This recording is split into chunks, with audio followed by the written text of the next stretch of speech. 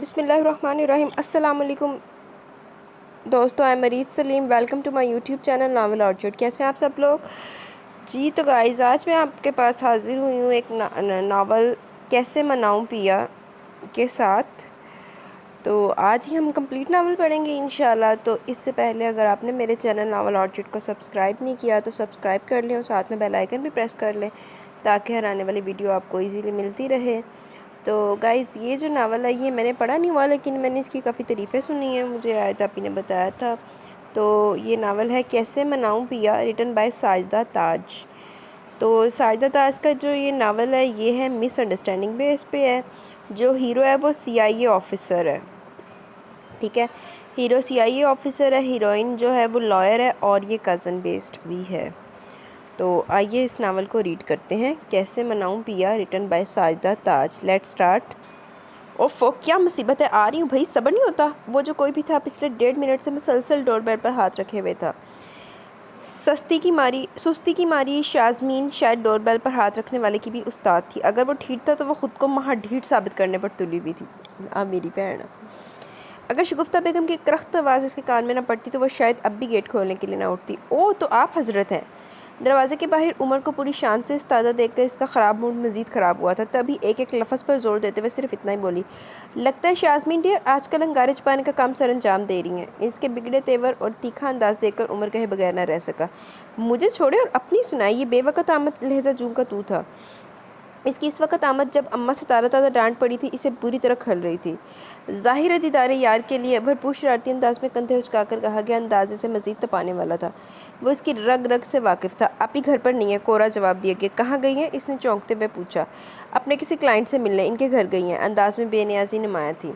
शाज़मी der, तुमसे तो झूठ भी ढंग से नहीं बोला जाता। कम अज़ कम कोई काम तो ढंग से कर लिया करो। ताई जी बिल्कुल ठीक कहती हैं कि तुम। अगले ही पल भी इसका झूठ पकड़ते हुए बोला और इसकी बात मुकम्मल होने से पहले ही वो बोल उठी। मैं कहती हूँ अम्मा से कि जब तक आप ही की रुखसती नहीं होती थी वो आप दोनों का बाकायदा पर्दा करवाया करें। ये क्या जब दिल चाहा आप जनाब। ओहो, लगता है ताई जी की डांट का दिमाग पर कुछ ज़्यादा ही असर है। जो मूड और मिजाज दोनों बरहम है। वैसे मुझे भी तो पता चला कि मोहतरमा ने अब कौन सा कारनामा अंजाम दिया। वो जानबूझकर इसे जिज कर रहा था। बातें करते करते वो दोनों इस वक्त सहन के वस्त में आ खड़े हुए। जी नहीं अम्मा, तो बस वैसे ही। और आप प्लीज़ दूसरों की टो में रहना छोड़ दें। करीब करीब घर होने का और किसी को फ़ायदा है या नहीं, मगर आपको बहुत फ़ायदा है। अब वो बाबा ने इस पर चोट कर रही थी। डियर, मेरे फ़ायदे को सोच सोच कर तुम क्यों जलती रहती हो? आईना देखो ज़रा, जल जल कर रोज़ बरोज़ तुम्हारी रंगत कितनी मध्यम होती जा रही है। इसकी गोरी चमकती रंगत को निशाना बनाए। क्या वाकई उमर भाई मेरी रंगत? दायां हाथ अपने गाल पर फेरते हुए मुतफक्कर लहजे में पूछा गया। चूँकि उमर इसकी कमज़ोरी से वाकिफ़ था तभी अपनी बातों के जाल में इसे फंसा लेता था और वो बेवकूफ़ भी इसकी बातों में बहुत जल्दी आ जाती थी।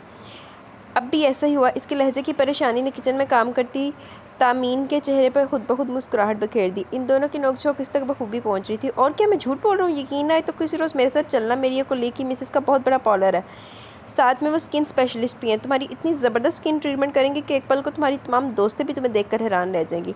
बहाने बहाने से तुम्हारे पास तुम्हारे हुस्न का राज ना पूछने तो कहना।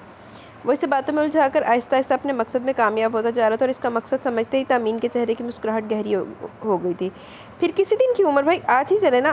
कुछ देर कबल वाला लहजा यकसर तब्दील हो चुका था। आज नहीं, मुश्किल है, कुछ सोचते हुए इसने जवाब दिया। इसमें मुश्किल वाली क्या बात है? आप बस आज ही मुझे लेकर चलें। समझा करो ना शाज़मीन, आज हमारी काम वाली छुट्टी पर है, इसलिए मेरा कोई भी प्रेस शुदा सूट मौजूद नहीं है। अगर तुमसे कपड़े प्रेस करने के लिए कहूँगा तो तुम फिर वही कहोगे कि ये जीन्स तुमसे प्रेस नहीं होती। मुश्किल से ही सही, मगर मैं प्रेस कर तो देती हूँ, अब भी इसी तरह कर दूँगी। चलो, अब अगर तुम इतना इस्रार कर रही हो तो जाओ, इस्त्री स्टैंड पर मेरी ग्रे पैंट और ऑफ वाइट शर्ट रखी होगी, जाके जल्दी से प्रेस कर दो। मैं बस थोड़ी देर में आता हूँ। इस पर एहसाने ज़िन करते हुए उमर ने कहा और वो इसकी बात मुकम्मल होते ही इस पर अमल करने चल पड़ी। अपनी प्लानिंग पर कामयाब होता वो किचन की तरफ जानिब बढ़ गया, क्योंकि जानता था कि वो दुश्मन जहाँ इस वक्त वहाँ मौजूद होगी। इसका अंदाज़ा सही निकला। चूल्हे के करीब खड़ी तामीन के कंधों पर अपने दोनों हाथ रखते हुए इसने बड़ी बेतकल्फ़ी से इसके कान के करीब सरगोशी की। लहजा अंदाज के साथ साथ गर्म गर्म सांसों की तपश इसे अपने बहुत करीब महसूस हुई थी। आखिर तुम एक बार फिर शाज़मीन को चक्कर देने में कामयाब हो गए हो। इसे अपने इतने करीब देखकर एक पल को तो बुरी तरह हरासा हुई, मगर अगले ही पल गैर महसूस से अंदाज में इलेक्ट्रिक केटल उठाने के बहाने आगे बढ़ते हुए बोली, इनकी मोहब्बत का भी निशान बाकी है, नाम लब पे है, जान बाकी है। क्या हुआ अगर देखकर मुंह फेर लेते हैं? तसल्ली है कि अभी शक्ल की पहचान बाकी है। इसकी बात को नज़रअंदाज करता और इसके सरापे को गहरी नज़रों से तोलता वो इसके करीब खड़ा बड़े जज़ब से बोला था। ब्लैक और ग्रीन नफीस सूट में इसका दिलकश सरापा और दिलकश लग रहा था। आग की हिद्दत से सुर्ख होता चेहरा उमर की नज़रों की तपश से मज़ीद दहकने लगा। बालों की चंदाबारें लौटे चेहरे पर झूल रही थी। उमर प्लीज़ जाओ यहाँ से, मैं तुम्हें मज़ीद यहाँ बर्दाश्त नहीं कर सकती। इसकी नज़रों की तपश और लहजे की गंभीरता ने खुद तामीन के दिल की दुनिया को भी उथल पुथल कर दिया था। तभी इसके मज़ीद किसी मोहब्बत भरे मुजाहरे से पहले बोल उठी, क्या मैं यानी उमर हयात खान? इसकी बात उमर के सर से लगी और पैरों पर बुझी थी। एहतजाजन वो कुछ कहना चाहता कि तामीन ने इसकी बात काट दी। उमर प्लीज़ समझा करो, यानी इसके अलावा सब कुछ कबूल है? शरारत से इसकी जानिब झुकते हुए पूछा गया। इसके इस तरह झुकने से कामनी सी तामीन पूरी की पूरी इसके हसार में आकर छुप सी गई थी। इसका मूड इसी तरह बदलता था, पल में तोला था तो पल में माशा। ऑफ वाइट पैंट और ब्लैक शर्ट में भरे भरे बाजुओं, कसरती बदन और चौड़े शाने इसकी शानदार शख्सियत को जाहिर कर रहे थे। सुर्ख सफ़ेद चेहरे पर तीखे नकूश के साथ साथ घनी स्याह मूछें इसकी भरपूर मर्दाना वजाहत का सबूत थी। मजबूरी है क्योंकि चाचा जान ये सब कुछ कबूल करवा कर ही बाहर गए हैं। इसने पीछे पलटते हुए इसकी शरारत का जवाब शरारत से दिया। इसका मतलब है कि तुम ये सब कुछ महज मजबूरी में कबूल कर रही हो? होना आखिर सीआईए में अपने मतलब की बात पर कैसे फ़ौरन कान खड़े हो गए तुम्हारे? अच्छा ये बताओ, चाय यहीं पियोगे या बाहर? इसने चाय कपों में डालते हुए पूछा। बाहर ही पियेंगे, यहाँ तो बहुत गर्मी है, इसने कहा और साथ ही बाहर की जानिब कदम बढ़ा दिए। ताई जी नज़र नहीं आ रही। चाय का कप इसे थमाकर जब वो करीबी सोफे पर बैठी तब इसने पूछा, अम्मी नमाज़ पढ़ रही हैं। इसने मुख्तसर जवाब देकर कप होंठों से लगा लिया, फिर बोली, जहाँ तक मेरा अंदाज़ा तुम्हें इस वक्त मुझसे कोई ज़रूरी काम है, तभी तुम वो इसकी रग रग से वाकिफ़ थी। इसका यूँ फुर्सत से बैठने इस बात का सबूत था कि इसे तामीन से यकीनन कोई ज़रूरी बात करनी है, वरना तो वह जब भी आता था ज़्यादा देर ना रुकता था। असल में एहसन मामूज़ात के डिपार्टमेंट में एक लड़की सुमैरा के कत्ल का केस है। लड़की शादीशुदा थी और इसका शौहर काम के सिलसिले में अक्सर औकात शहर से बाहर रहता था। तामीन के अंदाजे की दुरुस्ती पर हैरान होता वो इसे अपनी आमद की वजह बता रहा था और फिर इस केस की तमाम तफसील से इसे आगाह करने लगा। हमारे मुल्क में इंसाफ किस कदर महंगा है ये बात तुमसे ज़्यादा और कौन जान सकता है, बल्कि गरीब की पहुँच से किसी हद तक दूर ही है इंसाफ। इसके लहजे में हल्की सी तलखी दर आई। मगर तुम ये बात कैसे कह सकते हो कि लड़की का कत्ल इसके शौहर ने किया? इसने पुरसोच अंदाज में पूछा। कुछ देर कबल कहीं उमर की इस बात पर इसकी सुई अटक गई कि तभी पूछे बगैर न रह सकी। तामीन डियर, हम सीआईए वालों से कोई बात छुपी नहीं रह सकती। जितने यकीन से वो कह रहा था, इससे तामीन समझ गई कि ये बात यूँ ही नहीं कह रहा, बल्कि ज़ाती तौर पर वो इस केस से मुतल्लिक कुछ मुकम्मल छानबीन कर चुका होगा, तभी इस केस को लड़ने के लिए इसे फोर्स कर रहा था। मैं सिर्फ इतना जानता हूँ कि तुम्हें ये केस हर हाल में लड़ना। गरीब वालिदैन अपनी बेटी की इस नागहानी मौत पर बुरी तरह गमज़दा है, जबकि लड़की का शौहर सरसरी सी कानूनी चाराजोई करने के बाद यूँ मुतमिन है जैसे कत्ल होने वाली से इसका कोई ताल्लुक ही ना हो। वो मज़ीद कह रहा था, क्या नाम बताया तुमने इस लड़की का? सुमैरा बीबी। चाय का खाली मग टेबल पर रखते हुए इसने जवाब दिया। ठीक है, तुम एहसन भाई से कहना कि वो सुमैरा बीबी के वालिदैन को लेकर कल सुबह मेरे ऑफिस आ जाए। बाकी तफसील मैं खुद इनसे पूछ लेंगी। और हाँ, तुम्हें हर हाल में इस केस के सिलसिले में मेरी मदद करनी है। तुम हर हाल में मुझे अपने साथ पाओगी, शामिल पाओगी। इसने पूरे खलूस से यकीन दिलाया। उमर भाई अब चले भी, यूं ही आप ही के चरणों में बैठे बैठे ज़िंदगी गुजार देंगे। शामीन कमरे में दाखिल हुई तो उमर की बेनियाजी से तपा गई, तभी चिढ़कर बोली थी। इन दोनों की ये छेड़छाड़ मामूल की बात थी, क्योंकि इनका रिश्ता इस नोक झोंक का मतकाजी था। अच्छा, ये स्टार प्लस की ज़ुबान बोलना बंद करो और अगर चलना है तो जाकर तैयार हो जाओ। मैं भी तब तक तैयार होकर आता हूँ। इसे टोकने के बाद इसने अपना रुख तामीन की जानिब किया। ओके तामीन, कल सुबह एहसन तुम्हारे ऑफिस में सुमैरा बीबी के वालिदैन को लेकर पहुँच जाएगा। बाकी कार्रवाई करने के बाद जहाँ तुम्हें मेरी मदद की ज़रूरत हो बिला तकल्लुफ़ आवाज़ दे लेना, इसने खड़े होते हुए कहा और साथ ही बाहर की जानिब बढ़ गया। ब्लैक शलवार, सुर्खों से ब्लैक बड़े बड़े फूलों वाली कमीज़ पर चुना हुआ दुपट्टा गले में डाले निकसक से तैयार वो पिछले आधे घंटे से उमर का इंतज़ार कर रही थी। मगर जब इसकी आमद के कोई आसार नज़र आए तो वो तनफन करती है हाथ विला चली गई। उमर भाई कहाँ हैं आप? अब चलें भी, मैं कब से आपका इंतज़ार कर रही हूँ। वो बरामदे में खड़ी से आवाज़ें दे रही थी, मगर जवाब में उमर की बजाय समराना बेगम को अंदर से आता देखकर इसे हैरत हुई। चची जान, उमर भाई कहाँ हैं? मैं कब से इनका इंतज़ार कर रही हूँ। इसके लहजे में झल्लाहट नुमाई थी। वो तो कब का चला गया, मगर बेटा तुम्हें इसके साथ कहाँ जाना था? क्या चले गए? मगर कब? इन्होंने तो मुझे कहा था कि। इनके जवाब से इसे एकदम शौक सा लगा। गुस्से का ग्राफ एकदम से बढ़ गया। नाजुक गुलाबी रंगत हमारे तैश के आहिस्ता आहिस्ता सुर्ख होने लगी होती जा रही थी।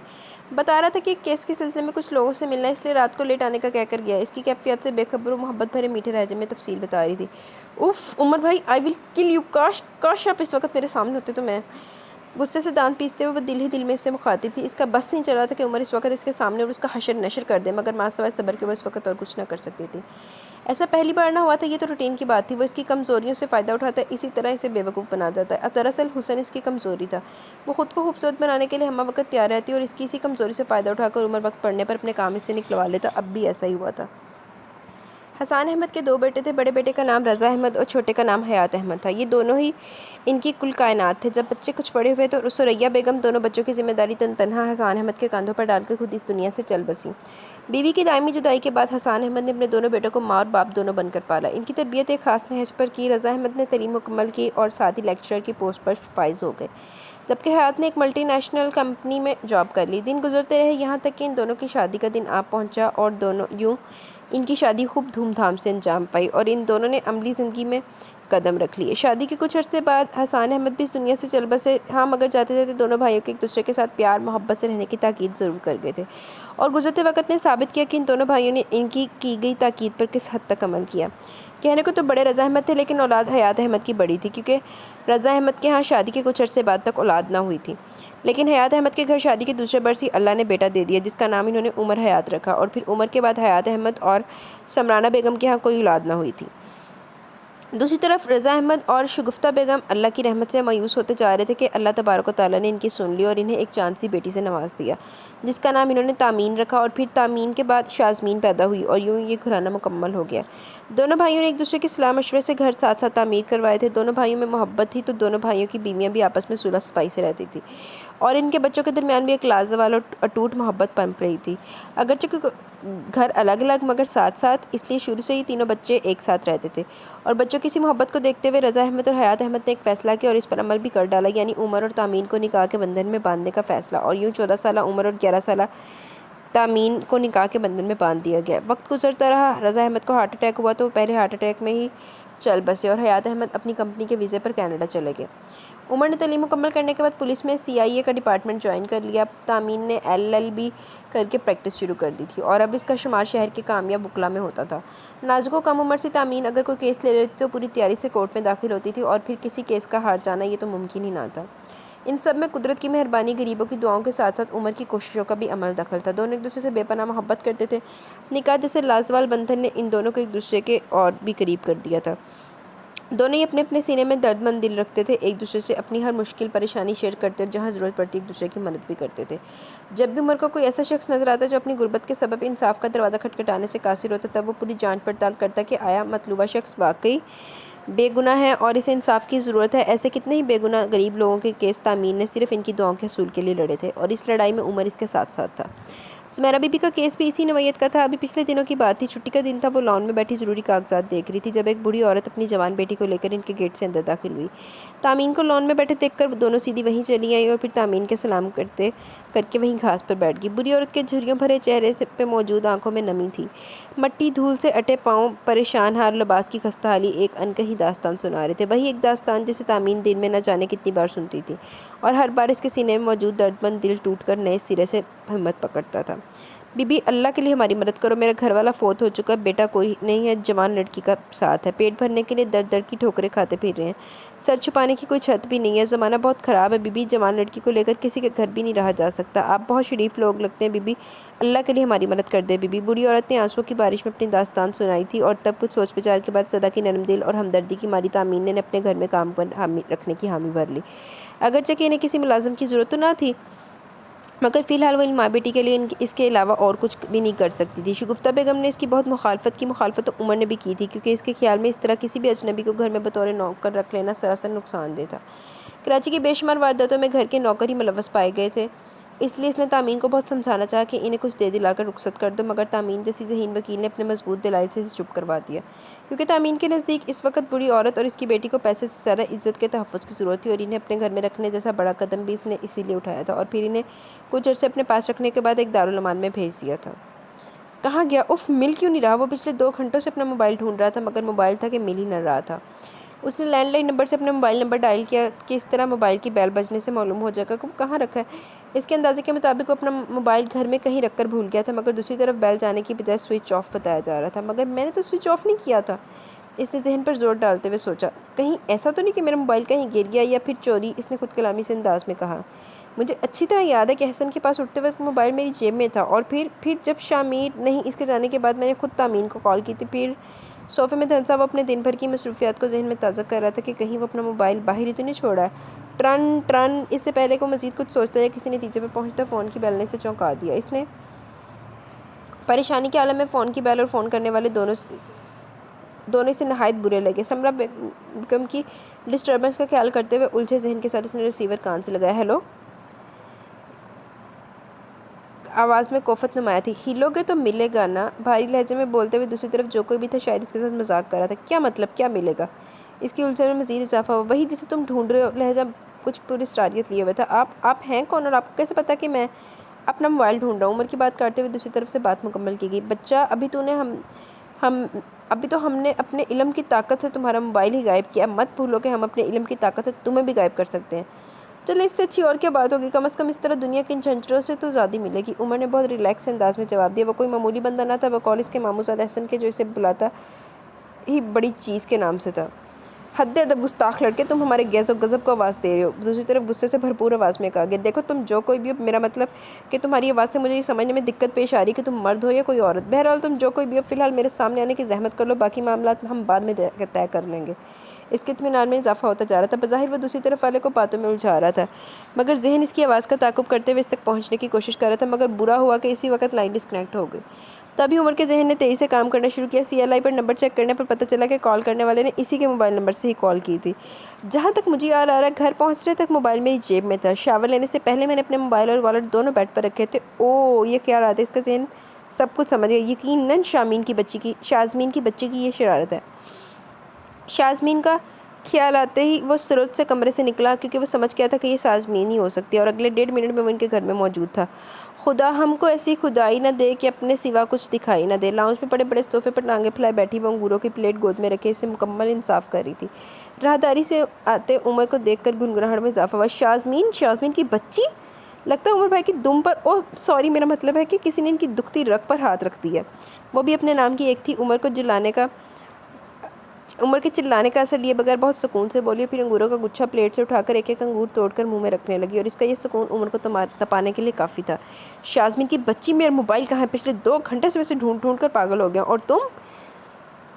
इसका गुस्सा और झंझलाहट अरूज पर थे। क्या आपका मोबाइल? मुझे क्या पता आपके मोबाइल का? आपको मैं चोर नज़र आती हूँ? अम्मा देखिए, उमर भाई मुझे चोर कह रहे हैं। चेहरे पर ज़बरदस्ती बेचारगी तारीख करते और आंखों में जान बूझ कर नमी लाते हुए शगुफ्ता बेगम की जानिब रुख करते हुए बोली, जो वज़ू करके अपने कमरे में जा रही थी। ओ शाज़मीन, माय डियर सिस्टर, तुम कौन का माइंड कर गई?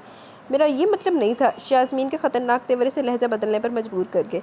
वो समझ गया था कि वो इससे इस दिन का पतला ले रही है, तभी लहजे को नरम बनाते हुए मोहब्बत से कहने लगा, इस तरह खुशामद करते हुए बिल्कुल मस्खरे लगते हैं। इसने चिढ़कर जवाबन कहा, शर्म करो शाज़मीन, बड़ा है वो तुमसे। शगुफ्ता बेगम को भी इसके बोलने का अंदाज़ बुरा लगा, तभी टोके बगैर न रह सकी। हैं तो मैंने कब कहा है कि ये मुझसे छोटे हैं? क्यों उमर भाई, मैंने ऐसी कोई बात की है? इसकी मुस्कुराहट जल्दी पर तेल का काम करी थी, मगर उमर ज़ब्त किए हुए था। इस वक्त मोबाइल की बरामदगी ज़रूरी थी। इसके बहुत से ज़रूरी नंबर इसकी मेमोरी में सेव थे, जिसकी से इस वक्त अशद ज़रूरत थी। मजार है जो मेरी किसी बात का जवाब दिए बगैर खामोश रह ले, ऐसी नाखलफ औलाद है मेरी। इन्होंने गुस्से से घूरते हुए कहा। फिर उमर से बोली, तुम बैठो बेटा, मैं ज़रा इशा की नमाज़ पढ़ लूँ। जानबूझ कर नमाज कज़ा करने का फ़ायदा? जी अच्छा ताई जी, इसने सारतमंदी से कहा। फिर इनके चले जाने के बाद बोला, देखो शाज़मीन, मेरा मोबाइल मुझे वापस कर दो। मुझे इस वक्त इसकी अशद ज़रूरत है, क्योंकि मुझे बहुत ज़रूरी कॉल करनी है। अब के इसने बहुत नरमी से कहा था। तो ठीक है, पहले बैलेंस मेरे मोबाइल में शेयर करें, फिर देखेंगे।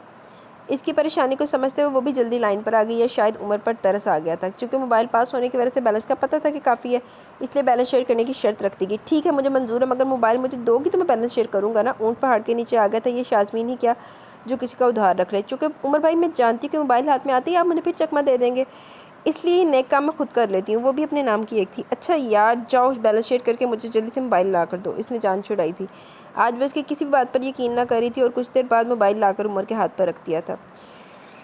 चंगा है वैसे उमर के नाम। जाती गर्मियों और आती बहारों ने तामीन के चेहरे को भी बहार की तरह तरोताज़ा बना दिया था। अपनी ज़ात के एतमार और रोज़ बरोज़ बढ़ती बेलोस मोहब्बतों ने इसे और भी हसीन बना दिया था।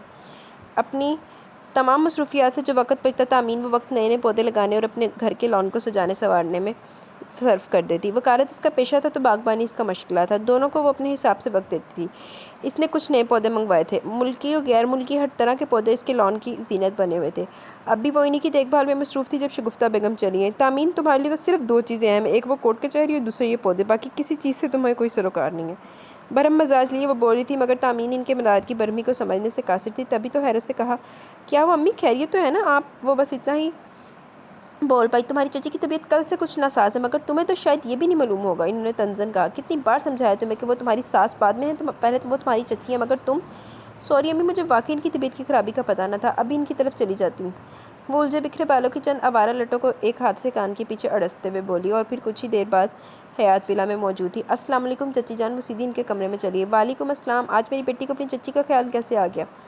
बेड से उठते हुए इन्होंने इसे गले लगाकर इसकी पेशानी चूमते हुए हल्का सा शिकवा किया।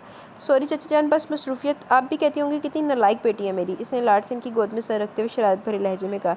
कितना अच्छा हो तुम इस घर में, इसी तरह चलो फिरो, शौक रंग कपड़े पहनो, बिल्कुल ऐसी सजी सवरी रहो जैसा मैं सोचती रहती हूँ। इन्होंने इसके बालों में प्यार से उंगलियां फेरते हुए कहा। इनकी आंखें तामीन को देखकर जुगनुओं की तरह चमकने लगती थी।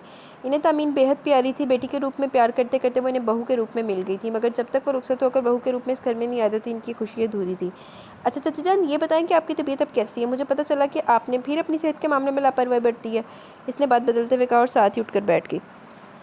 समझा करो, तबीयत की खराबी तुम्हें बुलाने का एक बहाना थी और तुम आ गई। अच्छा तुम बैठो, मैं तुम्हारे लिए चाय बना कर लाती हूँ। इन्होंने बेड से नीचे पाँव उतारते हुए कहा। अरे ये क्या, आप बैठे हैं? आज आपकी ये नालायक बेटी अपने हाथ से उसे गर्मा गर्म चाय और साथ में ड्रम स्टिक बनाकर लाएगी। पामी चाची देखा चिकनी ना हो गए। आज की पूरी शाम आपके नाम, इसने शौकी से कहा और फिर इनका जवाब सुने बगैर ही किचन की जानी बढ़ गई। थोड़ी देर बाद चाय के साथ शामी कबाब और ड्रम स्टिक लिए दोबारा इनके सामने मौजूद थी। वो शाम इन दोनों ने एक दूसरे की संगत में बहुत इंजॉय की थी। इन्होंने अपने पुरजोर मोहब्बत भरे इसरार से रात के खाने तक अपने पास ही रोक लिया और फिर फ़ोन करके शगुफ्ता बेगम से भी कह दिया। ढेर सारी बातों, हंसी मजाक और लाड प्यार में वक्त के कटने का पता ही न चला था। चूँकि उमर के घर आने की कोई टाइमिंग ना थी, इसलिए इन दोनों ने इसका इंतजार किए बगैर खाना खा लिया। फिर इनके सोने के बाद रात 10 साढ़े 10 बजे के करीब जब वो अपने घर जाने के लिए इनके कमरे से बाहर निकली थी, तो इसी वक्त उमर चला आया। तामीन को इस वक्त यहाँ देखकर इसे जहाँ खुशगवार हैरत हुई, वहाँ मन चला दिल कुछ और शौक हो गया, मगर साथ चूँकि एहसन भी था, इसलिए अपनी बेख्तियारी पर काबू पाता करीबी सोफे पर बैठ गया। इतना तो वो समझ गया था कि यकीनन वो समरा बेगम से मिलने आई होगी और अब जा रही होगी। ऐसे से सलाम दुआ करने के बाद इसने जाने के लिए कदम बढ़ाए थे कि उमर की आवाज़ ने इसके कदम रोक लिए। तामीन, अगर तुम्हें जहमत ना हो तो प्लीज़ 2 कप अच्छी से चाय बना दो।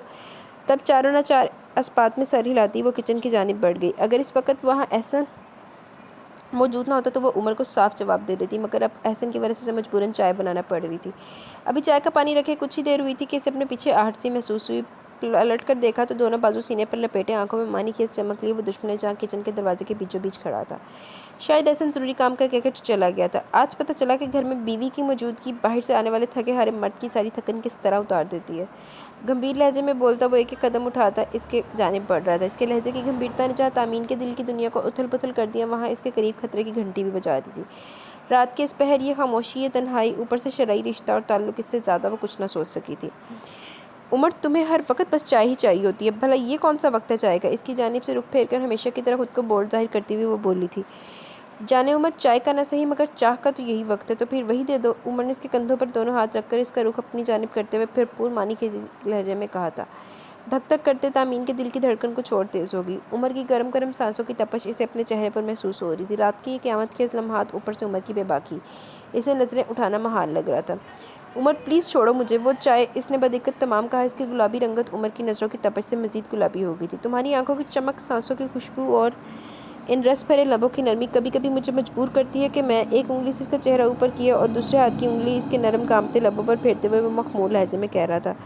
दिल नादान इस वक्त कोई बेबाक जसारत करने पर उकसा था। इसके हुस्न के आगे अपना ज़ब्त का पैमाना इसे छलकता महसूस हो रहा था। उमर प्लीज़ छोड़ो मुझे, अम्मी मेरा इंतज़ार कर रही होगी। फंसी फंसी आवाज़ में इसने इतना ही कहा। इसे इस वक्त अपना आप बहुत बेबस महसूस हो रहा था। तामीन, मुझे इतना मत तड़पाओ कि मैं किसी दिन तुम्हारे साथ ज़बरदस्ती करने पर मजबूर हो जाऊँ। तुम्हारी एक बेजा ज़िद के आगे मैं खुद से लड़ते लड़ते थक गया हूँ। अगले ही पल वो गुस्से से कह रहा था कि तेरे कवल वाला लहजा यकसर तब्दील हो गया, ना जाने की गुस्सा था। जाओ चली जाओ, 1 मिनट से पहले यहाँ से चली जाओ। बहुत बदतमीज़ हो तुम। चचा जान को आने तो इन्हें बताऊँगी कि तुम दिन ब दिन किस कदर बदतमीज़ होते जा रहे हो। इसके गुस्से की मुतल्लक परवाह किए बिना बगैर वो बोली और जाने के लिए कदम बढ़ा दी। हाँ ज़रूर बता देना, फिर वो बदतमीज़ी की नवैयत भी पूछेंगे, वो भी तफसील से बताना। इसके पीछे पीछे चलते हुए वो कह रहा था, जिसे वो नज़रअंदाज करती आगे बढ़ गई। नीलम इम्तियाज़, तुम कौम का महकमा को बुरा कह रही हो। कोई भी महकमा या शोबा बजाते खुद बुरा नहीं होता। हाँ, इस महकमे से वाबस्ता लोग और इनकी कारकर्दगी को हम अच्छे या बुरे की कैटेगरी में शामिल कर सकते हैं। किसी भी महकमे से वाबस्ता शख्स अगर अपने फ़राइज़ की बजावरी में कोताही बरतेगा तो यकीनन पूरा महकमा बदनाम होगा, मगर ये कह देना कि फ़लाँ महकमा बुरा है या फ़लाँ अच्छा है, ये सरासर गलत है। तामीन ने कागजात पर पेपर वेट रखते हुए नीलम इम्तियाज़ से कहा। वो दोनों इस वक्त तामीन के ऑफिस में मौजूद थी। नीलम इम्तियाज़ को इनके चैम्बर में बतौर एडवोकेट आए महज चंद माह हुए थे। बेहद तुरादार स्मार्ट सी नीलम इम्तियाज़ किसी बड़े बाप की बेटी थी। नाजो अदा में बोल्डनेस के साथ बला का एतमाद, इसके हुस्न को मुकम्मल और मरबूत ज़ाहिर करता था। हाँ, तो बात वही हो गई ना कि जिस महकमे के अफराद फ़र्ज़शनास, मेहनती और वफ़ादार ना होंगे वही महकमा बुरा कहलाएगा। तुम दूर क्यों जाती हो? अपने यहाँ पुलिस का महकमा ले लो। ढूंढने से भी तुम्हें फ़र्ज़शनास मुल्क व कौम के साथ साथ अपने महकमे से वफ़ादार पुलिस मैन नहीं मिलेगा। ये इसलिए क्योंकि इस महकमे के अफराद ने रिश्वत, हरामखोरी, काहली और नाअहली से इस महकमे को इतना बदनाम कर दिया कि इस महकमे की बुराई की जड़ कहा जाता है। तो फिर शहरी को तहफ़्फ़ुज़ कहाँ से देंगे ये लोग? नीलम इम्तियाज़ के लहजे और अंदाज़ में मायूसी और हक़ारत थी। इन दोनों में अक्सर व बेशतर किसी न किसी मसले पर बहस होती रहती थी। दूसरे लफ्ज़ों में इख्तिलाफ़ात के पहलू निकलते रहते। तुम गलत कह रही हो नीलम इम्तियाज़, मुल्क में ये जो थोड़ा बहुत अमन व अमान है वो तो पुलिस का ही मरहून मिन्नत है। अब भी ऐसे कितने फ़र्ज़शनास अफसर और जवान पुलिस में हैं जो मुल्क में अमन व अमान की खातिर चोर, डाकुओं और दहशतगर्दों के सामने सीना सुपर हो जाते हैं। अगर ये महकमा सिफारिश, कागली और रिश्वत जैसी मुगलाज़ात की वजह से बदनाम है तो इस महकमे के लोग ही इसके नाम को रोशन भी करें। जिस तरह एक मछली पूरे जल को गंदा कर देती है, इस तरह इस महकमे को भी कई लोग बदनाम करने के ज़िम्मेदार हैं। मगर ये महकमा बुरा नहीं है। जहाँ अच्छे लोग होते हैं वहाँ बुरे भी इनकी जड़ों में पल रहे होते हैं। अच्छाई और बुराई का साथ तो हमेशा से ही है। फिर ये सब किसी एक फ़र्द या किसी एक महकमे से जोड़ देना कहाँ की इंसाफ़ी है? कहाँ का इंसाफ है? तामीन बोलने पर आई तो बोलती चली गई। वैसे भी इनमें अक्सर व बेशतर इस किस्म की बहस शुरू हो जाती थी। इसके ख्याल में नीलम इम्तियाज़ की सोच सेहतमंद ना थी। वो किसी के हक़ में होती थी तो शिद्दत से इसकी हमायत करती और मुखालिफ होती तो शिद्दत से इसकी नफ़ी करती, जैसे इस वक्त वो कर रही थी। छोड़ो यार ये फ़जूल की बहस। अच्छाई और बुराई की इस बहस में तुम लोग क्यों टेंशन ले रही हो? चलो तामीन, अच्छी सी चाय मंगवाओ और साथ में कुछ खाने को भी। खोला अब्बासी ने, जो कि काफ़ी देर से खामोश बैठी इनकी गुफ्तगू सुन रही थी, मदाखलत करते हुए कहा, जिस पर तामीन ने सर हिलाते हुए इंटरकॉम पर चाय लाने को कहा। और फिर कुछ ही देर बाद खुशगवार मूड में वो तीनों चाय से लुत्फ़अंदोज़ हो रही थी। वैसे तामीन तुम हो बहुत लकी, उमर हयात जैसा डैशिंग पर्सनैलिटी का मतलब तुम्हारे शरीके सफ़र बनेगा। तुम्हें और क्या चाहिए? खोला अब्बासी की नज़र तामीन की फ़ाइल पर लिखे जाली हरूफ में उमर हयात पर पड़ी तो तारीफ़ किए बिना न रह सकी। ओह हाँ, तुम्हारे कज़न उमर से याद आया। तामीन के बोलने से कबल एक ना समझ में आने वाली चमकीली सी मुस्कुराहट होंठों पर सजाए नीलम इम्तियाज़ बोल पड़ी। अंदाज़ कुछ पर स्टार होने के साथ साथ कुछ जता देने वाला था। तुम्हारी ये कज़न कुछ ज़्यादा ही ऊंची हवाओं में नहीं उड़ रहा? कुछ खबर भी रखती हो अपने इस कज़न के मतलब या नहीं? क्या मतलब है तुम्हारा? तुम कहना क्या चाहती हो? इसकी बात ने तामीन को एकदम से गुस्सा दिला दिया। यही कि उमर हयात तुम्हारा आने वाला कल है, और अगर आज तुम अपने आने वाले कल से गाफिल होगी तो वो यकीनन कल को किसी और की बाहों में होगा। एक एक लफ्ज़ पर जोर देती वो बड़े मानीखेज़ अंदाज में कह रही थी, और इसकी इस बात ने तामीन के पूरे वजूद में गुस्से की एक लहर दौड़ा दी। शट अप नीलम इम्तियाज़, तुम्हें शर्म आनी चाहिए इसके बारे में इस तरह की बात करते हुए। उमर कल भी मेरा था, आज भी मेरा, और आने वाले कल में भी मेरा ही होगा इंशाअल्लाह। खुद पर ज़ब्त किए वो पूरे यकीन और इत्मीनान के साथ एक एक लफ्ज़ पर जोर देते हुए बोली, बशर्त ये कि शीबा हसन ने इसे तुम्हारे रहने दिया तो। नीलम का लहजा अंदाज़ आग लगा देने वाला था। बात हो क्या रही थी और पहुंच क्या गई थी? शीबा हसन? कौन शीबा हसन, और उमर से इसका क्या ताल्लुक? इसने धड़ धड़ करते दिल के साथ पूछा। दिल में उभरते अनजाने खदशात इसे खौफज़दा कर रहे थे। आजकल तुम्हारे उमर का हर ताल्लुक शीबा हसन से शुरू होकर इस पर ही ख़त्म हो रहा है, और तुम यकीनन इससे सबसे बेखबर हो। नीलम इम्तियाज़ ने तमस्कराना अंदाज में कहा, तुम झूठ बोलियो, मेरा उमर ऐसा कतई नहीं हो सकता। वो तो लहजा यकीन और बेयकीनी के दरमियान लरज़ उठा। आज तक इसने उमर के मुतल्लिक कोई ऐसी वैसी बात न सुनी थी। बचपन से लड़कपन, लड़कपन से जवानी में इन दोनों ने कदम रख लिया था, मगर ऐसी वैसी कोई बात इसने उमर में न देखी थी। लड़कपन या टीनेज जैसी उम्र होती है जब अच्छे से बहक जाते हैं, मगर इस दौर में भी उमर ने ऐसी वैसी कोई हरकत न की थी। तामीन के लिए इसकी जज्बात और ख्वाहिशात खुद तामीन से छुपी हुई तो ना थी, फिर ये यकायक नीलम इम्तियाज़ इतनी बड़ी बात कैसे कह सकती थी? वो यकीन जो दिल में पनाह था, नीलम के लहजे की सच्चाई इस यकीन को डामाडोल कर रही थी। इसने बड़ी मुश्किल से खुद को संभाला। नीलम इम्तियाज़, इस वक्त कोई भी ऐसी बेबुनियाद बात मत कहना कि जिस पर बाद में तुम्हें पछताना पड़े, और जिसे तुम और तुम्हारा किरदार मेरी नज़रों में हमेशा के लिए गिर जाए। इसने लहजे को मजबूत बनाते हुए कहा, मेरे पछताने को छोड़ो और ये सोचो कि अगर तुम यूं ही उम्र पर अंधा एतमाद और यकीन और एतमाद करके बैठी रही तो यकीनन कल को तुम्हें बुरी तरह पछताना पड़ेगा। एनीवे, मैं 2 माह की छुट्टी लेकर एक ज़रूरी काम के सिलसिले में इस्लामाबाद जा रही हूँ, और जाने से पहले तुम्हें तुम्हारी उम्र के मुतालिक इन्फॉर्म करना ज़रूरी समझती थी। मेरी नज़रों ने जो कुछ देखा मैंने तुम्हें बता दिया। एतमाद अच्छी चीज़ है, ये ज़िंदगी की शाहराह पर रोशनी का काम देता है, लेकिन अंधा एतमाद सवाए धोखे और अंधेरे के कुछ भी नहीं देता। Okay, see you again. वो बहुत गहरे लहजे में कहती हुई उठकर खड़ी हुई और फिर अगले ही पल सी यू करती तेज़ी से इसके ऑफिस से निकल गई। इसकी बातों को सोचती कितनी ही देर तामीन सर थामे बैठी रही। इसकी झील की मानित पुरसुकून गुजरती ज़िंदगी में पड़ने वाले इस पत्थर ने लहरों में शोर मचा दिया था। बस अब सब्र नहीं होता मेरी जान, दिल हर पल तुम्हारी महफिल की ख्वाहिश करने लगा। घर आते ही नज़रें तुम्हें देखना चाहती हैं। ना जाने तुमने ऐसा कौन सा जादू किया है मुझ पर कि सारा दिन तुम्हारे साथ गुजार कर रात के जब घर आता तो दिल फिर तुम्हारे साथ की ख्वाहिश करने लगता। I love you sweet heart. वो जिसका इंतज़ार करते करते जब थकने लगी तो सीधी यहाँ चली आई, मगर ड्राइंग रूम से आती उमर की आवाज़ पर इसके कदम थम गए। अपना सेलफ़ोन कान से लगाए वो न जाने किससे इस तरह की गुफ्तगू कर रहा था। फिर कुछ देर खामोश रहकर दूसरी जानिब की बात सुनने लगा। उफ़, तुम्हारी यही प्यार भरी बातें, कातिल अदाएँ मुझे पागल किए रखती हैं। वैसे तुम्हारे लिए एक सरप्राइज़ है। मैंने अपने डैडी से तुम्हारे लिए हीरो का खूबसूरत सा सेट मंगवाया। तुम्हारी सराहीदार गर्दन पर वो खूबसूरत नेकलेस मज़ीद कीमती और खूबसूरत हो जाएगा।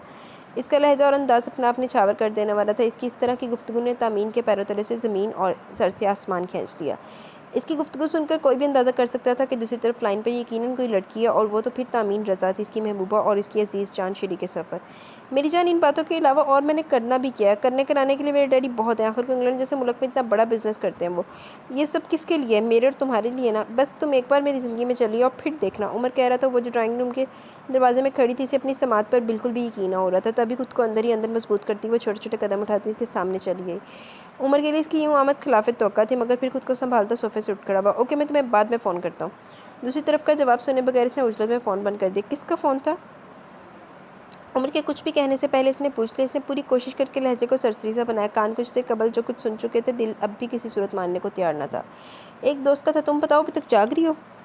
खैरियत? इसके सवाल का सरसरी से अंदाज में जवाब देकर इसने खैरियत पूछी। कौन सा दोस्त? इसकी सुई वहीं अटकी हुई थी। वो न जाने इसके मुँह से क्या सुनना चाहती थी। है एक दोस्त, तुम इसे नहीं जानती? उमर ने टालने की कोशिश की। जहाँ तक मुझे याद है, तकरीबन तुम्हारे सब दोस्तों को जानती हूँ। न चाहते हुए भी इसके लहजे में तलखी तर आई। ये मेरा नया दोस्त है, तुम इससे वाकिफ़ नहीं हो, और ज़रूरी तो नहीं कि मैं तुम्हें हर दोस्त के बारे में बताऊँ। तामीन की तकरार पर वो झंझला कर बोला। फिर कुछ देर खामोश रहकर दोबारा गोया हुआ। अच्छा खैर, इन सब बातों को छोड़ो। इस वक्त मेरे लिए यही बात काफ़ी है कि तुम यहाँ मुझसे मिलने आई हो। क्यों, मैं सही कह रहा हूँ ना? तुम आज सारा दिन कहाँ रहे? तामीन ने बहुत इस्तेहकाक से पूछा। शायद हर औरत के अंदर अपने हक़ के लिए लड़ने का जोश और जज्बा होता है, वो जिसने आज तक इसके शब रोज़ के मुताल्लिक़ ना पूछा था। अब दिल में उठते अनजाने वसवसों को दबाते हुए इसने इसके आज के दिन की मसरूफ़ियात पूछी थी। बस एक केस के सिलसिले में मसरूफ़ था। इसका अंदाज़ सरसरी था। किस केस के सिलसिले में? वो यूँ पूछ रही थी जैसे उमर पहले भी इससे अपने सारे केस डिस्कस करता रहा हो। हालांकि जिस डिपार्टमेंट से इसका ताल्लुक़ था, वहाँ के लोग खुद अपने साय पर भी एतबार नहीं करते। इसका ये बदला बदला अंदाज़ उमर को भी महसूस हुआ। तभी इस बजाय इसके कि वो दोबारा तकरार करती, उमर ने इसका हाथ पकड़कर साथ वाले सोफे पर बिठा दिया। फिर बोला, मेरे केस को रहने दो और अपने सुमैरा बीबी वाले केस का सुनाओ। कहाँ तक पहुँचा वो केस? इसके पूछने पर तामीन ने तमाम तफसील और कोर्ट की कार्रवाई के मुताल्लिक़ इसे बताना शुरू कर दिया, मगर आज उमर की अदम दिलचस्पी इसके एक एक अंदाज से नुमायाँ थी। और ये बात तामीन की गहरी नज़रों से छुपी हुई तो ना थी। तुम आजकल ना जाने कहाँ होते हो, और ना अपने ऑफिस में मिलते हो और ना ही फ़ोन अटेंड करते हो। उसका लहजा जता देने वाला था। बताया ना, मसरूफ़ियत। खैर तुम बैठो, मैं तुम्हारे लिए अच्छी सी चाय बना कर लाता हूँ। इसने एक बार भी टालने वाले अंदाज में कहा और फिर उठ खड़ा हुआ। नहीं, रहने दो, मैं बस चलती हूँ। दिल पर बहुत सारा बोझ लिए वो उठ खड़ी हुई, और इससे भी ज़्यादा हैरत और दुख की बात यह थी कि उमर ने एक बार भी इसे रोकने की कोशिश न की। तामीन को देखकर आज इसके लहजे की शोखी और शरारत और अंदाज में डराने वाली मस्ती बिल्कुल मकफूद थी। वो तामीन को देखते इसके करीब आने का बहाना ढूंढा करता था, मगर आज जब वो खुद चल कर आई थी तो इसकी अदम दिलचस्पी इसका अजनबी से अंदाज से अंदर ही अंदर नीलम इम्तियाज़ की बातों की सच्चाई पर यकीन करने पर उकसा रहा था। अपने दिलो दिमाग की उलझी गुत्थी सुलझाने वो यहाँ आई थी, मगर ये नहीं जानती थी कि यहाँ से जाते हुए मज़ीद बहुत से उलझे सवालों का बोझ अपने साथ लेकर जाएगी। कामयाबियाँ नई मंजिलों के निशान बताती हैं, और नई से नई मंजिलों पर कमर डालना इंसान की अज़ल से ख्वाहिश रही है। बेहतर से बेहतर इन खूब से खूबतर की तलाश में जस्तजू इंसान की फितरत में शामिल है। तामीन भी हर नए केस को जीत कर बहुत मुतमिन और पुरमसरत होती थी। इसके तजर्बे और मुशाहिदे में रोज़ बरोज़ इजाफा होता जा रहा था। इसका और इसके मरहूम अब्बू का यही तो ख्वाब था कि वो शहर की मशहूर मारूफ और कामयाब एडवोकेट बने, इसके नाम का चर्चा पूरे शहर में हो। वो तमाम केस हिस्ट्री में रूम करके केस लेती थी, और हमेशा ऐसे केस लेती थी जिसमें वो सच्चाई का साथ दे सकती, और इसी सच्चाई से इसके अज़म और हौसले में इजाफा होता जा रहा था, और यही सच्चाई इसके इत्मीनान का ज़रिया वसीला थी। मगर आज न जाने क्या बात थी कि ना इससे किसी बेगुनाह को इंसाफ दिलाने की खुशी हुई थी, और ना सुमैरा बेबी वाले केस के जीत जाने की खुशी हुई थी। कल से अब तक वो नीलम इम्तियाज़ की बातों को सोचे जा रही थी, और वो इसकी बातों और उमर के बदले रवैये को जहन से झटकने की कोशिश करती, मगर जहन पर ये सब कुछ इतना सवार हो रहा था। इसके इस उलझे अंदाज को शगुफ्ता बेगम और शाज़मीन ने भी महसूस किया, और इसके पूछने पर तामीन ने साफ टाल दिया। इतने सालों में ऐसा कभी ना हुआ था कि तामीन के किसी केस की फाइनल सुनवाई को उमर मिस कर दे, मगर आज ऐसा हो गया था। इसने कोर्ट में उमर का बहुत इंतज़ार किया, मगर उमर को ना आना था और ना वो आया। इसने एक दो बार इसके सेल फ़ोन पर भी रब्ता किया, मगर इसने कुछ मसरूफ़ हूँ कहकर फ़ोन बंद कर दिया। घर पहुँचकर भी बेचैन दिल इसके इंतज़ार में हमकता रहा। ये शुरू से इन दोनों का दस्तूर आया था। इन दोनों में जब भी कोई कामयाबी हासिल करता तो दूसरा इसे गिफ्ट देता था, बल्कि जीतने वाले की कामयाबी को शानदार तरीके से मनाया जाता था। मगर आज गिफ्ट तो दूर की बात, वो तो इसे मुबारकबाद भी देने नहीं आया था, बल्कि आना तो दूर की बात, उसने इसे फ़ोन करना भी गवारा ना किया था। खुद बुद होते दिल में बहुत से सवाल और वसवसों के नाक सर उठाए आहिस्ता आहिस्ता खड़े होना शुरू हो गए थे। रात गए थे कि इसने उमर का बड़ी बेचैनी से इंतज़ार किया, मगर उमर को ना आना था और ना ही वो आया। फिर अगले 2 दिन तक वो इन उलझी गुत्थियों को सुलझाने की कोशिश करती, अपने दिलो दिमाग में उठने वाले सवालात के जवाबात ढूंढती रही। और इन 2 दिनों में उमर से इसका सामना कतई ना हुआ था और इसकी बेगानगी ही इसे हकीकत को कबूल करने पर उकसा रही थी, मगर दिल नादान किसी बात को मानने पर तैयार ही ना था। और फिर इसी खोज में एक दिन वो इसे नज़र आ गया, साथ में स्लीवलेस छोटी सी शर्ट और टाइट जीन्स पे मलबूस वो यकीनन शीबा हसन ही थी। बहुत से शॉपिंग बैग उठाए हंस से मुस्कुराते वो गाड़ी की जानिब बढ़ रहे थे। उमर ने गाड़ी का पिछला दरवाज़ा खोलकर तमाम शॉपिंग बैग पिछली सीट पर रखे और फिर गाड़ी का फ्रंट डोर खोलकर बड़े प्यार से इस लड़की के कंधे पर अपना बाजू फैलाकर इसे बिठाया था और ख़ुद दूसरी तरफ से घूमकर गाड़ी में बैठा था। किसी दूसरी औरत के साथ इसका ये अंदाज और तेवर देखकर वो दम बखुद रह गई थी। दिल किरची किरची हुआ था। इससे पहले कि वो होश व हवास कायम रखते हुए इससे रंगे हाथों पकड़ती, वो जन से गाड़ी भगा कर ले गया और वो मातम की नासी वहीं ज़मीन पर बैठती चली गई। किस किस चीज़ का मातम करती? वो अपने दिल की दुनिया के उजड़ने का मातम मनाती, या अपनी ज़िंदगी के बर्बादी पर रोती, या फिर अपने इत्माद व इतबार के खून होने पर रोन सुभाती। बड़ा दुश्वार होता है ज़रा सा फैसला करना कि जीवन की कहानी को बयाने बेज़ुबानी को कहाँ से याद रखना है, कहाँ से भूल जाना है, इसे कितना बताना है, इसे कितना छुपाना है, कहाँ रो रो के हंसना है और कहाँ हंस हंस के रोना है, इस आंचल के किसी कोने को कितना भिगोना है, कहाँ आवाज़ देनी है, कहाँ खामोश रहना है, किसी दुख को कहाँ पर कौन सी शिद्दत से कहना है, कहाँ रास्ता बदलना है, कहाँ से लौट आना है। ज़रा सा फैसला करना बड़ा दुश्वार होता है। पिछले 2 दिन से इसका जहन कश्मकश का शिकार था। दिलो जहन की इस कश्मकश ने इसे उदास, खामोश और परेशान करके रख दिया और इन गुजरे 2 दिनों में उमर और का एक बार भी इससे सामना न हुआ था। इसकी बेतनाई बेवफाई से अंदर ही अंदर मारे दे रही थी। इसका जहन अभी तक ये यकीन करने पर आमादा न था कि उमर और किसी दूसरी औरत में अगर जहन यकीन करने की कोई तावील देता तो दिल बेयकीनी पर उकसाता था। अभी तो वो खुद बीच मंझदार में खड़ी थी, यकीन और बेयकीनी का पुल सरात अबूर कर रही थी। अभी तो वो खुद अपने लुटने, अपने बिखरने का मातम कर रही थी। फिर शगुफ्ता बेगम और शाज़मीन को कैसे अपनी किस्मत की बदनसीबी का पता देती? अगर कानों सुनी बात छुटला भी देती तो आंखों देखे सच का क्या करती? कल तक इसके लहजे में उमर के लिए यकीन ही यकीन था, मगर आज इसने तामीन का गुरूर पाश पाश कर दिया था। घुटनों पर सर रखे वो बेआवाज़ रोए जा रही थी। शायद जब मान टूट जाए तो दिल इस तरह किरची किरची होता होगा। जिस चीज़ का ज़म खाक हो जाए तो जहन इसी तरह बिखरता होगा और जान से ज़्यादा अजीज़ शख्स से मिलने वाली बेवफाई शायद इसी तरह बड़े बड़े फ़ैसले करवाती होगी, जैसा बड़ा फ़ैसला तामीन ने किया था। और ये फ़ैसला इसने किस दिल, किस जहन और किस जुर्रत से किया था, ये सिर्फ़ इसका दिल, इसका जहन, इसके हौसले ही जानते थे। मगर इसी फ़ैसला बहरहाल करना ही था। इसने ना सिर्फ फ़ैसला किया बल्कि अगले ही दिन इस फ़ैसले को अमली जामा पहनाते हुए तमाम कागजी कार्रवाई मुकम्मल कर ली थी। और इन पेपर्स पर साइन करते हुए अगरचे एक लम्हे को इसके हाथ कांपे थे, मगर फिर इसने खुद को जल्द ही मजबूत बना लिया। मैं चुप रहा तो और गलतफहमियाँ बढ़ी। वो भी सुना है इसने जो मैंने कहा नहीं। तामीन, तामीन कहाँ है तामीन? शामी मैं पूछ रहा हूँ कहाँ है तामीन कहाँ है? वो आंधी तूफान की रफ्तार से रज़ा हाउस में दाखिल हुआ। न जाने से गुस्सा किस बात पर और किस पर था, मगर इसका गुस्सीला लहजा और बेहद जारहाना अंदाज शाज़मीन को अंदर ही अंदर डरा गए थे। वो उमर भाई आप ही अंदर, इसके तेवर देखकर शाज़मीन बौखलाहट में अटक अटक कर बोली, मगर उसकी बात मुकम्मल सुने बगैर इसी जारहाना मूड में अंदर की जानिब बढ़ गया। तामीन, ताई जी तामीन कहाँ है? लाउंज में दाखिल होते इसने शगुफ्ता बेगम से पूछा। शाज़मीन भी इसके तेवर देखकर पीछे पीछे अंदर आ रही थी। इससे पहले कि इनमें से कोई इसे तामीन के मुतल्लिक बताता, खुद इसकी नज़र गैलरी में खड़ी तामीन पर पड़ गई थी, जो गुमसुम सी खिड़की से बाहर तके जा रही थी। वो एक जस्ट में इस तक पहुँचा था और अगले ही पल इसका बाजू अपनी आहनी गिरफ्त में दबोच लिया। मेरा सुकून बर्बाद करके तुम खुद सुकून से नहीं रह सकती तामीन बेगम? इसने तामीन का बाजू अपनी तरफ खींचते हुए चबा चबा कर कहा। तकलीफ से तामीन की आंखें शफाफ पानी से लबरेज हो गई, मगर उमर की गिरफ्त की सख्ती में कमी न हुई। क्या हुआ बेटा, क्यों इस पर गुस्सा हो रहे? कुछ मुझे भी तो पता चले। शगुफ्ता बेगम भी इसके गुस्से को देखकर परेशान होगी। छोड़ो मुझे, मैं तकलीफ़ की शिद्दत को बर्दाश्त करती, तामीन ने बमुश्किल कहा और साथ ही इसकी गिरफ्त से अपना बाजू छुड़ाने के लिए ज़ोर लगाने लगी, मगर वो इसकी एक बात भी सुने बगैर इसे इस तरह खींचता हुआ शगुफ्ता बेगम के सामने ले आया। इससे पूछें ताई जी कि क्या ये इतनी बड़ी होगी कि अपने फैसले खुद करती फिरे? नहीं, मैं इसे ऐसे नहीं छोड़ूंगा। क्या समझ लिया इसने मुझे? इसकी आंखों से लपकते शरारों ने खुद तामीन के दिल को दहला दिया। ऊपर से इसकी आहनी संगलाफ गिरफ्त ने इसके रहे से हवास भी सलब कर दिए थे। ऐसा कुछ नहीं किया मैंने, छोड़ो मुझे। इसने एक बार फिर मचल कर इसकी गिरफ्त से अपना बाजू छुड़ाना चाहा। जब तक मुझे मेरे सवाल का जवाब और अपने कामनामे का हिसाब नहीं दोगे मैं तुम्हें नहीं छोड़ूंगा, इसने आग बरसाते लहजे में कहा। हाँ, जो कुछ भी मैंने किया वो ठीक किया है और मुझे इसका हक। वो जो उमर की जानहाना तेवर देखकर एक लम्हे को डगमगाई थी, खुद सरी से बोली, कुछ मुझे भी तो मालूम हो बेटा किसने क्या किया है। शगुफ्ता बेगम इन दोनों को आपस में बात करते देखकर शशतो रह गई। कब तामीन ने उमर से इस लहजे में बात की थी और उमर के फूल बरसाते लहजे की खुद गवाह थी वो। मगर अब आपकी लाठी ने खुला का मुकदमा दायर किया, मुझसे खुला मांगी है इसने, तलाक चाहती है ये मुझसे। ये देख रही हैं आप खुला का ये नोटिस मुझे इसकी तरफ से आज मौसूल हुआ। ये ठीक किया आपकी लाडली ने। इसके गुस्से का ग्राफ बदरजा आतम ऊपर जा रहा था, तभी चबा चबा कर बोला। गुस्से की वजह से चेहरा सुरख और आंखों से आग के शरारे निकल रहे थे। और दूसरी तरफ शगुफ्ता बेगम के साथ साथ शाज़मीन भी खुला के नोटिस का सुनकर गुंग रह गई। मगर मैं भी इसे बताऊंगा कि ये भी इतनी बड़ी नहीं हुई कि अपने बड़ों के फैसलों को चैलेंज कर सके। मैंने अब तक इसकी हर बात मानी, मगर अब नहीं, बहुत कर चुकी है अपनी मनमानियाँ। मुझसे आज़ादी चाहती है ना ये, मगर अब मैं इसे अच्छी तरह बताऊंगा कि अपनी चीज़ों से दस्तबरदारी मुझे कभी भी गवारा नहीं है। इसकी सिर्फ इसकी एक ज़िद की वजह से मैं अब तक खामोश रहा हूँ, मगर अब नहीं, लेकर जा रहा हूँ मैं इसे। आप भी समझ लेना कि आज आपने इसकी रुखसती कर दी। इसके आग बरसाता लहजा और इसके किए गए इंकशाफ ने सबको मुतहैयर कर दिया। ज़ुबानें गूंग हो गई थी। तामीन का बाजू अभी तक उमर की यहानी गिरफ्त में था, जिसे आज़ाद करवाने की इसने बहुत कोशिश की थी, मगर वो भी अपने नाम का एक था। इसी तरह जारहाना अंदाज में उसके बाजू से खींचता हुआ बाहर की जानिब चल पड़ा। अरे उमर बेटा रुको, मेरी बात सुनो। इसके कदम बढ़ते शगुफ्ता बेगम एकदम होशो हवास में आई थी, जबकि तामीन मुसलसल बावेला करी थी। ताई जी प्लीज़ मुझे मत रोके, मैं इससे ज़्यादा अपनी तौहीन बर्दाश्त नहीं कर सकता। इसकी इस हरकत ने मेरे सीने में आग सी लगा दी है। मेरा जी चाह रहा है कि मैं इसने कदर रुक कर फिर तामीन को खींचता हुआ गेट क्रॉस कर गया। तामीन के एहतजाजी जुमलों को नज़रअंदाज किए वो इसे खींचता हुआ ले जा रहा था। रात के इस वक्त जब सख्त सर्दी की बदौलत लोग अपने अपने घरों में लिहाफों में मुँह सर लपेटे पड़े थे, मगर वो इसकी सर्दी से बेनियाज अपनी अपनी परेशानी में मुब्तला थे। शाज़मीन देखो वो कहाँ लेकर जा रहा है, ये क्या हो रहा है, हो क्या रहा है मेरी बच्ची? शगुफ्ता बेगम ने दीवार का सहारा लेकर भराई हुई आवाज़ में कहा। वो ये सब कुछ इतना आनन फानन हुआ था कि दिमाग तक झंझना उठा था इनका।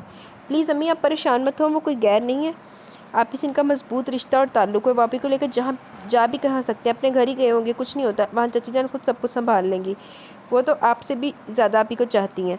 इन दोनों के दरमियान यकीनन कोई गलतफहमी हो गई होगी। देखना भी कुछ सी देर बाद चची जान बात को रफा दफा करके आप ही को छोड़ जाएंगी। आप क्यों फिक्र कर रही हैं? आप अपने कमरे में चलें। इसकी तबीयत को देखते हुए शाज़मीन ने धीरे धीरे समझा रही थी। फिर समराना बेगम की आदत को वो जानती थी, इसलिए वो भी कुछ मुतमिन थी। उमर तुम मेरे साथ ज़बरदस्ती नहीं कर सकते, छोड़ो मुझे। तामीन इस वक्त से मुसलसल चीख रही थी और अपना आप छुड़ाने की भरपूर कोशिश कर रही थी, मगर ऊंचे लंबे मजबूत से उमर के आगे इसका नाजुक सा वजूद की अहमियत रखता था, इसलिए खींचती चली जा रही थी। और उमर इसकी चीखों पुकारों एहतजाजी मुजाहिरों को नज़रअंदाज की खामोशी से खींचता हुआ अपने कमरे की जानिब बढ़ रहा था। अभी वो सीढ़ियों के करीब ही पहुंचा था कि समराना बेगम शोर की आवाज़ सुनकर अपने कमरे में चली आई। ऐसे चली आई, मगर सामने का मंजर देखकर इनकी आंखें हैरत से फटी की फटी रही। चची जान देखें उमर मुझे। इन्हें अपने सामने देखकर तामीन एकदम इनकी तरफ जानिब लगी। उमर क्या बदतमीजी है, क्यों कर रहे हो तुम तामीन के साथ ऐसा? अगरचे कि वो असल बात से वाकिफ़ ना हुई थी, मगर मंजर देखकर वो कुछ न कुछ समझ ही गई थी। तभी आगे बढ़कर तामीन को थामना चाहा, मगर उमर ने एक झटके से इसका बाजू खींचकर इसे अपने पीछे कर लिया और खुद समराना बेगम के सामने तनकर खड़ा हुआ चीख उठा था। आपको मेरी बदतमीजी नज़र आ रही है, मगर ये नहीं पता कि आपकी लाडली ने कौन सा कारनामा अंजाम दिया। पढ़े इसे और दाद दे अपनी लाडली बहू के आला अरफा दिमाग की। इसने खुलाकर नोटिस इनके हाथ में थमाया, फिर तामीन की तरफ मुड़ते हुए कहा, और तुम्हारा दिमाग अभी भी ठिकाने में? अभी ठिकाने लगाता हूँ। तामीन का तजाजा भी जारी था कि यकलख्त उमर ने तामीन की कमर के गिर्द बाजू हम आयल किया और अगले ही पल इसके नाजुक वजूद बाजू में भरते हुए कंधे से लगाए वो तेज़ी से सीढ़ियाँ तय करने लगा। समराना बेगम दम बखुद कुछ कभी नोटिस को कभी सीने चढ़ते उमर को देख रही थी। नोटिस ने तो इनके पाँव तले से ज़मीन खींच ली थी। आंखों के आगे अंधेरा आ गया। वो भला एहतजाज करती रोती तामीन की मदद को कैसे आगे बढ़ती, इन्हें तो अपना आप संभालना मुश्किल हो रहा था। उमर तुम मेरे साथ ज़बरदस्ती नहीं कर सकते, छोड़ो मुझे, मैं तुम्हारे खिलाफ। तामीन खून खवार अंदाज में इस पर झपटी थी। तुम मेरे खिलाफ कुछ नहीं कर सकती, तुमने जो करना था तुम कर चुकी। अब मेरी बारी, अब ये देखना कि मैं क्या करता हूँ। ये तुम्हारा कमरा, अगर तुम्हारी रुखसती तरीके से होती तो इस वक्त ये कमरा फूलों से सजा होता, मगर अब तुम्हारे कारनामे की वजह से मजबूरी है। इसके वजूद को झटके से बेड पर गिरा था। वो तन से बोलता हुआ तेज़ी से बाहर निकल गया और बाहर से दरवाजे को लॉक करके चाबी जेब में डाल ली थी। अंदर से मुसलसल दरवाज़ा पीटने और चीखों पुकार की आवाज़ नीचे खड़ी समराना बेगम को बखूबी सुनाई दे रही थी। उमर बेटा ये सब क्या है, क्या हो गया तुम दोनों को? मेरा तो दिमाग फट जाएगा। समराना बेगम सीढ़ियों पर बैठती हुई दिल गिरफ्तगी से बोली थी। खुला का नोटिस और इस पर उमर का रिएक्शन वो देख चुकी थी। यही सब कुछ है जो आप मुझसे पूछ रही हैं? अपनी लाडी से पूछती, इसने तपे हुए लहजे में कहा। कब पूछती मैं इससे? तुम दरवाज़ा खोलो, मैं खुद इससे बात करूँगी, इन्होंने उठते हुए कहा। हरगिज़ नहीं, बहुत तमाशा दिखा चुकी है वो, और मज़ीद देखने की मुझ में हिम्मत नहीं। आप हरगिज़ कमरे में नहीं जाएंगी। इसका दिमाग मैं खुद ठिकाने लगाऊंगा। इतने पुराने मजबूत रिश्ते को इसने मजाक बना कर रखा है। इसने आप सबकी मोहब्बतों का भी लिहाज ना किया, मेरी चाहतों का भी भरम ना रखा। आप सबकी शय पर इसने ये सब कुछ किया है। वो खून शाम लहजे में फनका रहा था। इसका गुस्सा इश्तियाल किसी तरह कम ना हो रहा था। मगर बेटा इस तरह की सख्ती ठीक नहीं है इसके साथ। मेरा तो दिल कट रहा है इसे इस तरह देखकर। तुम मुझे अंदर जाने तो मैं खुद इसे समझाऊंगी। इन्होंने फितरी ममता से मजबूर होकर कहा। तामीन ने जीज भी तो बहुत थी। नहीं अम्मी, मैंने कह दिया कि आप इसके पास नहीं जाएंगी। अब समझने समझाने का वक्त गुजर गया। इसने जितनी मनमानी करनी थी कर ली। वो मुझसे आज़ादी चाहती थी ना, मगर अब मैं इसे अपना पाबंद बनाकर ही दम लूँगा। देखता हूँ वो कैसे मुझसे खुला लेती है। इसने साबका लहजे में कहा। अच्छा इधर आओ, तुम मेरे साथ चलो, आओ। इन्होंने कुछ सोचकर कहा और फिर इसे अपने कमरे में ले आई थी। इनके कमरे में दाखिल होते ही वो बेड पर गिर पड़ा, जैसे तमाम तवानाइयाँ तमाम गुफ्ते सरफ हो गई हूँ। सिर्फ थकन ही थकन बाकी हो। समराना बेगम इसकी कैफियत को समझ गई थी। तामीन के लिए इसके दिल में पंपते और जवान होते जज्बों की वो खुद खपा थी, इसलिए एक गिलास ठंडा पानी से पिलाने के बाद इसके करीब बैठ गई। बेटा तुमने जो सख्ती इसके साथ बरत रहे हो वो ठीक नहीं है। इस तरह तो वो मज़ीद बागी हो जाएगी। वो भी ज़िद में है और तुम भी अपनी ज़िद पर डट गए हो। बेटा अगर तुम दोनों ही अपनी अपनी जगह अकड़ जाओगे तो दोनों ही टूट जाओगे। तुम्हें मालूम है कि वो तुमसे खुला क्यों लेना चाहती है? वो धीरे धीरे इसके बालों में उंगलियां फेरते हुए कह रही थी, नहीं मुझे क्या मालूम कि ये खुन्नास इसके दिल में कहाँ से भर गया। अगर मालूम होता तो आहिस्ता आहिस्ता इसका लहजा नॉर्मल होता जा रहा था और तुमने मालूम करने की कोशिश भी नहीं की होगी। शाबाश है बेटा। कहते कि गुस्सा और इश्तियाल कभी कभी काबिल से काबिल बंदे को भी बेवकूफ़ बना देते हैं और ऐसा ही इस वक्त तुम्हारे साथ हुआ है। तुम तो इसे समझने के दावा किया करते थे, फिर तुम्हारे दावे कहाँ गए? हाँ मैं दावे किया करता था, मगर आप ये भी तो देखें कि इसकी इस हरकत से मुझे तो लगता है कि रुखसती की टाल मटोल के पीछे भी यही वजह होगी। उमर का दिल मजीद बदगुमानी से भर गया था। इसकी जगह अगर कोई और मर्द होता तो इसके जहन में पहले यही ख्याल जड़ पकड़ता। नहीं बेटा तुम ख्वामखा बदगुमान हो रहे हो, मेरी तामीन ऐसी नहीं है। अरे इसके दिल में तुम्हारे लिए कितनी मोहब्बत है तुम क्या जानो। इसके दिल की हर धड़कन तुम्हारा नाम पुकारती हो। तुम न जाने किस किस्म की बात सोच रहे हो। इन्होंने इसे लताड़ा था। अम्मी इसने हरकत ही ऐसी की कि बस मेरा दिल बदगुमान ना हो तो क्या हो। मगर आप फिर इसकी तरफदारी कर रही हैं, इसने शौकी लहजे में कहा। हाँ मैं इसकी तरफदारी करी क्योंकि मेरे और तुम्हारे सोचने के अंदाज में फ़र्क है। मेरे नज़दीक इसकी हरकत सरासर मजबूरी या फिर किसी गलत फहमी की वजह से है, वरना मैं इसे जानती हूँ वो ऐसी वैसी लड़की नहीं है। और तुम इसकी इस हरकत की वजह में गुस्से से आकर इसे यहाँ ले आए हो और फिर कमरे में बंद कर दिया। मेरी जान ये भी तो हो सकता है कि वो किसी मजबूरी, परेशानी या फिर गलतफहमी की बुनियाद पर ऐसा कर रही है। तुम ठंडे दिल से सोचो, समझो कि तुमने इसके साथ गलत नहीं किया। बेटा औरत तो नर्म और नाजुक एहसास रखती है, इससे नरमी और प्यार मोहब्बत से बात करो, यही हमारा मज़हब तलीम देता है। तुम नरमी से तामीन से पूछो कि वो ऐसा क्यों चाहती है। मेरी जान ऐसे मसले तो रेशम की मानिद होते हैं, सख्ती से मजीद उलझ जाते हैं। इन्हें हमेशा नरमी से सुलझाना चाहिए। गुस्से और तैश तो सुलझे मसले भी उलझा देते हैं। तुम प्यार से इसे खुला लेने की वजह पूछो। इस वक्त तो इसे तुम्हारी शदीद मोहब्बत और एतमाद की ज़रूरत है ताकि वो तुमसे वो सब शेयर कर सके जो इसने तुमसे नहीं किया। चंदा रिश्ते बनते बहुत मुश्किल से, मगर इन्हें टूटने में एक पल भी नहीं लगता।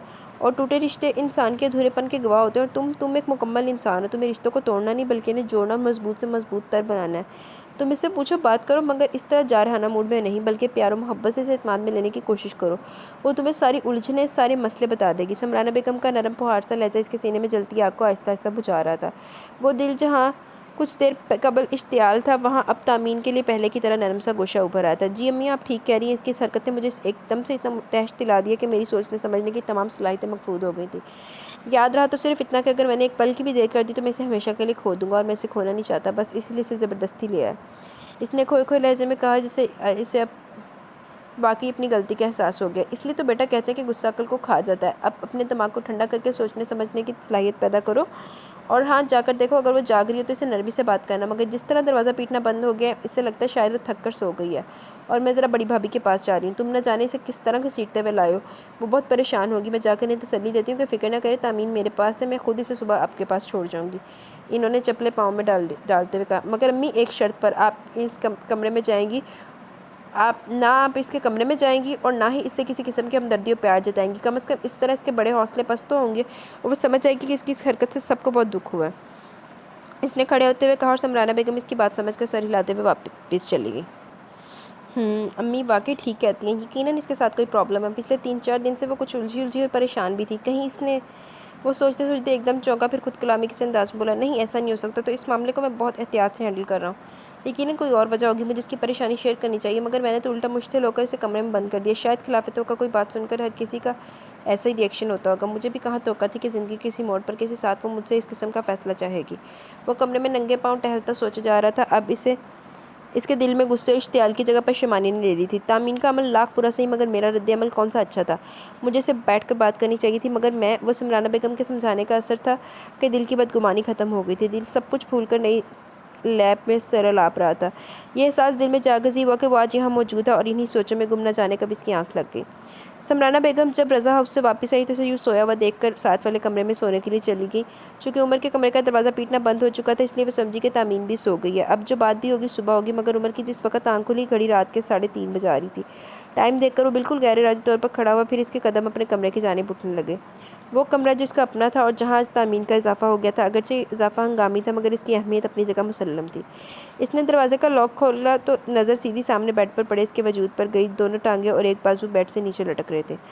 बाकी सारा जिस्म बेड के कोने में ढेर था। सख्त सर्दी के बावजूद इसका वजूद किसी गर्म कपड़े या कंबल से बेनियाज पड़ा था। शायद रोते रोते वो इस तरह सो गई थी।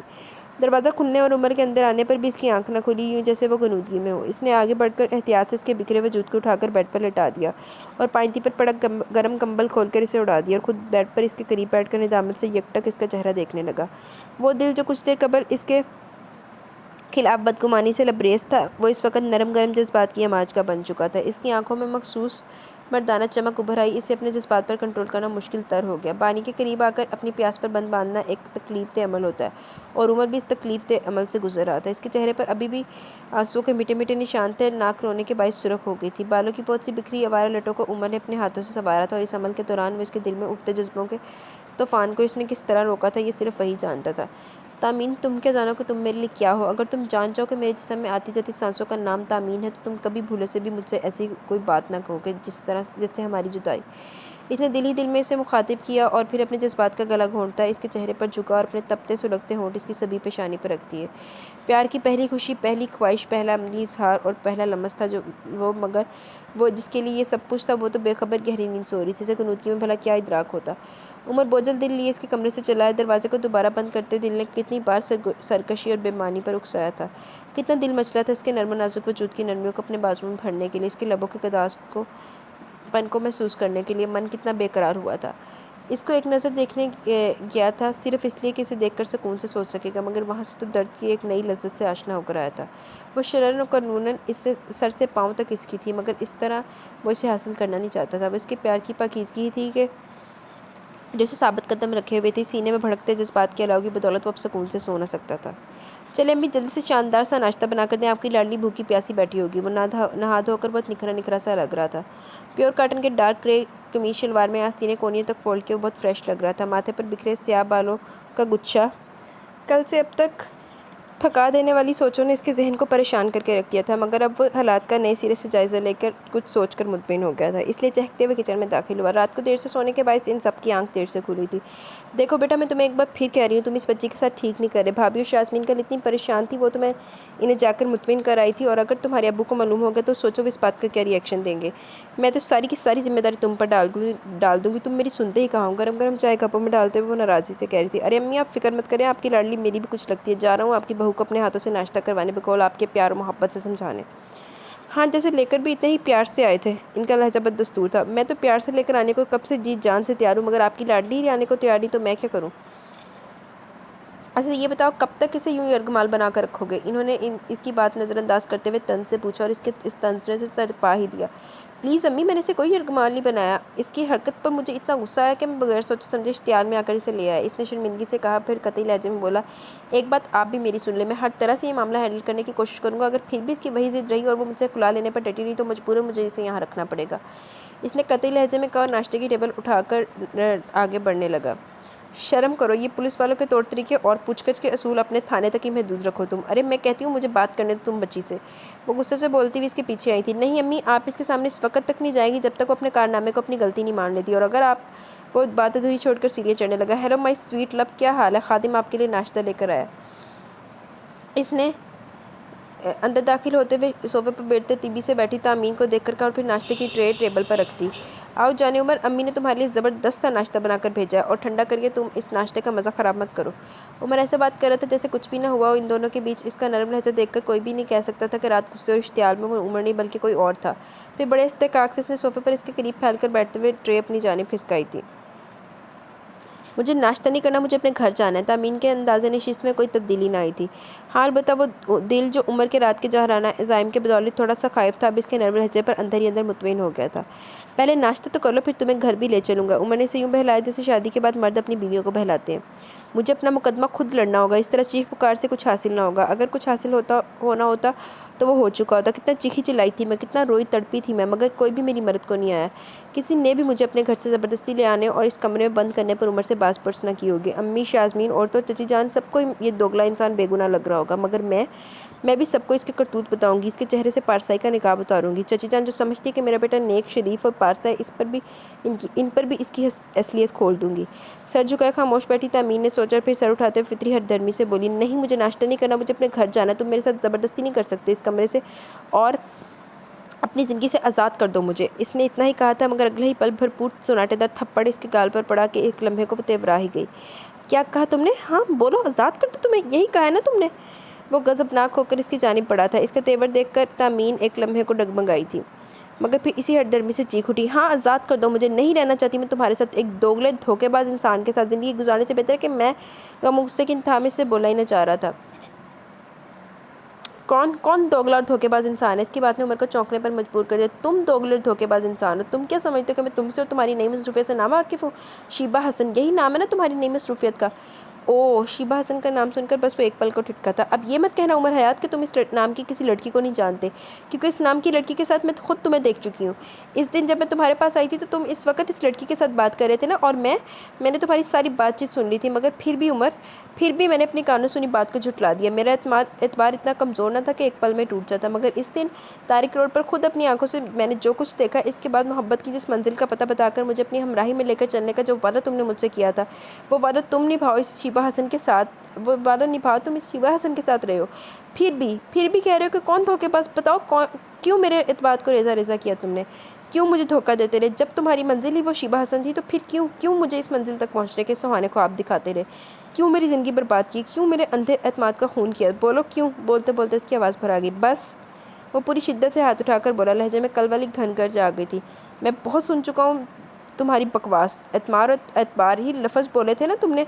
मत नाम लो मेरे सामने इन लफ्ज़ों का। पहले तुम इन लफ्ज़ों का मानी खुद तो समझ लो, फिर मुझसे बात करना। तुम्हारे एतबार और एतमाद का खून मैंने किया, ये खुद तुमने मेरे एतमाद और एतबार का खून किया। बोलो, जवाब दो मेरी बात का। अगर तुम्हें मुझ पर एतमाद होता ना तो यूँ कुछ भी अपनी आंखों से देखकर भी मेरे किरदार के बारे में कहानी न गढ़ कर बैठ जाती। बल्कि अगर कुछ देख भी लिया था तो आकर मुझसे पूछती तो सही कि तो इसका तुम्हें पूरा हक था। मगर नहीं, तुमने भी वही किया जो कोई भी आम सी लड़की से देखने पर करती। फिर भी मैं तुम्हें क्यों बहुत ख़ास समझता, फिर मैं कि तुम्हें बहुत ख़ास समझता रहा। बहुत अफसोस हो रहा है मुझे आज खुद पर। मेरे बारे में ऐसा सोचती तुम? बहुत बुरा किया तामीन, तुमने मुझे मेरी ही नज़रों में गिरा दी। तुम शीबा हसन को मेरे साथ देखकर मुझसे पूछती तो सही कि हकीकत क्या है। हाँ, मेरी नई मसरूफियत का नाम शीबा हसन है, मगर इस मसरूफियत की नवैयत तो पूछती मुझसे। गुस्से से मुठ्ठियाँ भेजते, चेहरे पर तनाव की कैफियत लिए वो इसकी जानिब मुड़ते हुए अंगारे बरसाते लहजे में कह रहा था। इसके हाथ आहनी शिकंजे की मानत तामीन के कंधों को जकड़े हुए थे। रात के मुकाबले में इसका मूड और मिजाज दोनों बहुत ज़्यादा बरहम थे, और इसके बिगड़े तेवर देखकर वो बहुत ज़्यादा खौफजदा हो गई थी। कितना मान था मुझे तुम पर कि तुम मुझे सबसे ज़्यादा जानती हो, सबसे ज़्यादा समझती हो। अपनी नस नस में दौड़ते लहू की मानत समझता था मैं तुम्हें, मगर तुम मेरे जज्बात, एहसासात, मेरी ख्वाहिशें सबसे वाकिफ़ थी तुम। मेरे बुलंदो बांग दावा को तुमने इतने बूदा और कमज़ोर समझ लिया कि ये एहसास ज़िया मुझे बहुत तकलीफ़ दे रहा है। इससे पहले को मज़ीद कुछ कहते इसका सेल फ़ोन बज उठा। Yes sir. दूसरी तरफ, ओहो यार, ये किधर आ गया? दूसरी तरफ शायद किसी अफसर का फ़ोन था, तभी ऑफिशियल लहजे में कहता हूँ मुकम्मल तौर पर अलर्ट हो गया। जी सर, आप बेफिक्र हैं, मैं अब बस अभी पहुँचता हूँ। दूसरी तरफ से जारी हदायत सुनने के बाद इसने कहा, और फिर फ़ोन ऑफ करने के बाद जेब में डाल लिया। एक निगाह गलत इस पर डालता बहुत उजलत में कमरे से निकला। समराना बेगम, जो कि फितरी मोहब्बत से मगलूब होकर यहाँ तक चली आई थी, अंदर होने वाली गुफ्तगू सुनकर इनके कवाओं तरह से ज़मीन से रख गई। उमर और किसी और लड़की? ये मैं क्या सुन रही हूँ? नहीं, मेरा उमर ऐसा नहीं हो सकता। खुद कलामी के अंदाज में बड़बड़ाई थी। इन्हें अपने कानों पर कतई यकीन नहीं आ रहा था। इससे पहले वो खुद को संभालती अंदर दाखिल होती कि कमरे में से निकलती तामीन ने इन्हें देख लिया, फिर अगले ही पल वो इनके गले लगी बुरी तरह रो रही थी। चाची जान, मेरे यकीन करें, मैंने खुद उमर को इस लड़की के साथ बहुत बेतकल्फ़ी से बातचीत करते सुना था, और सुरख होती आंखें, मतवरम चेहरा लिए वो इन्हें कह रही थी। चेहरे पर आंसू के मीठे मीठे निशान, उलझी बिखरी जुल्फ़ें इसके जहन की बिखरी हालत और दिली सदमे का पता दे रही थी।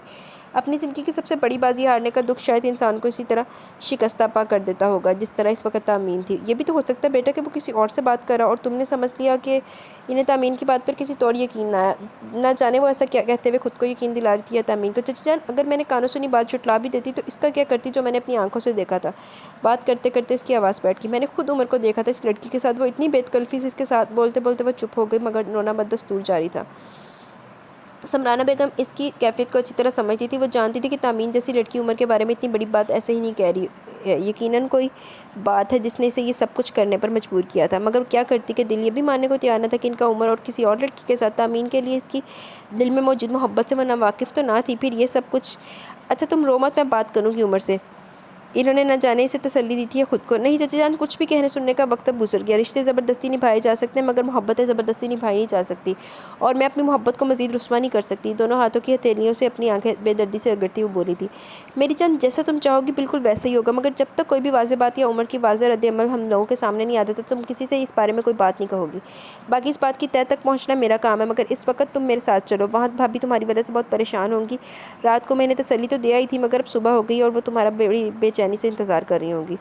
इन्होंने इसका हाथ थाम कर उठाते हुए कहा, और फिर अभी वो मुंह हाथ धोकर अपने घर जाने के लिए खड़ी हुई थी कि इतने में शाज़मीन और शगुफ्ता बेगम वहाँ चली आई। थैंक गॉड आप खैरी से। मगर रात उमर भाई के तेवरों से लग रहा था कि वो आपको इसे यूं इत्मीनान से समराना बेगम से बातें करते देखकर शाज़मीन ने शरारत से कहा, बुरी बात शामी, ऐसे नहीं कहते। समराना बेगम ने तनबीह की।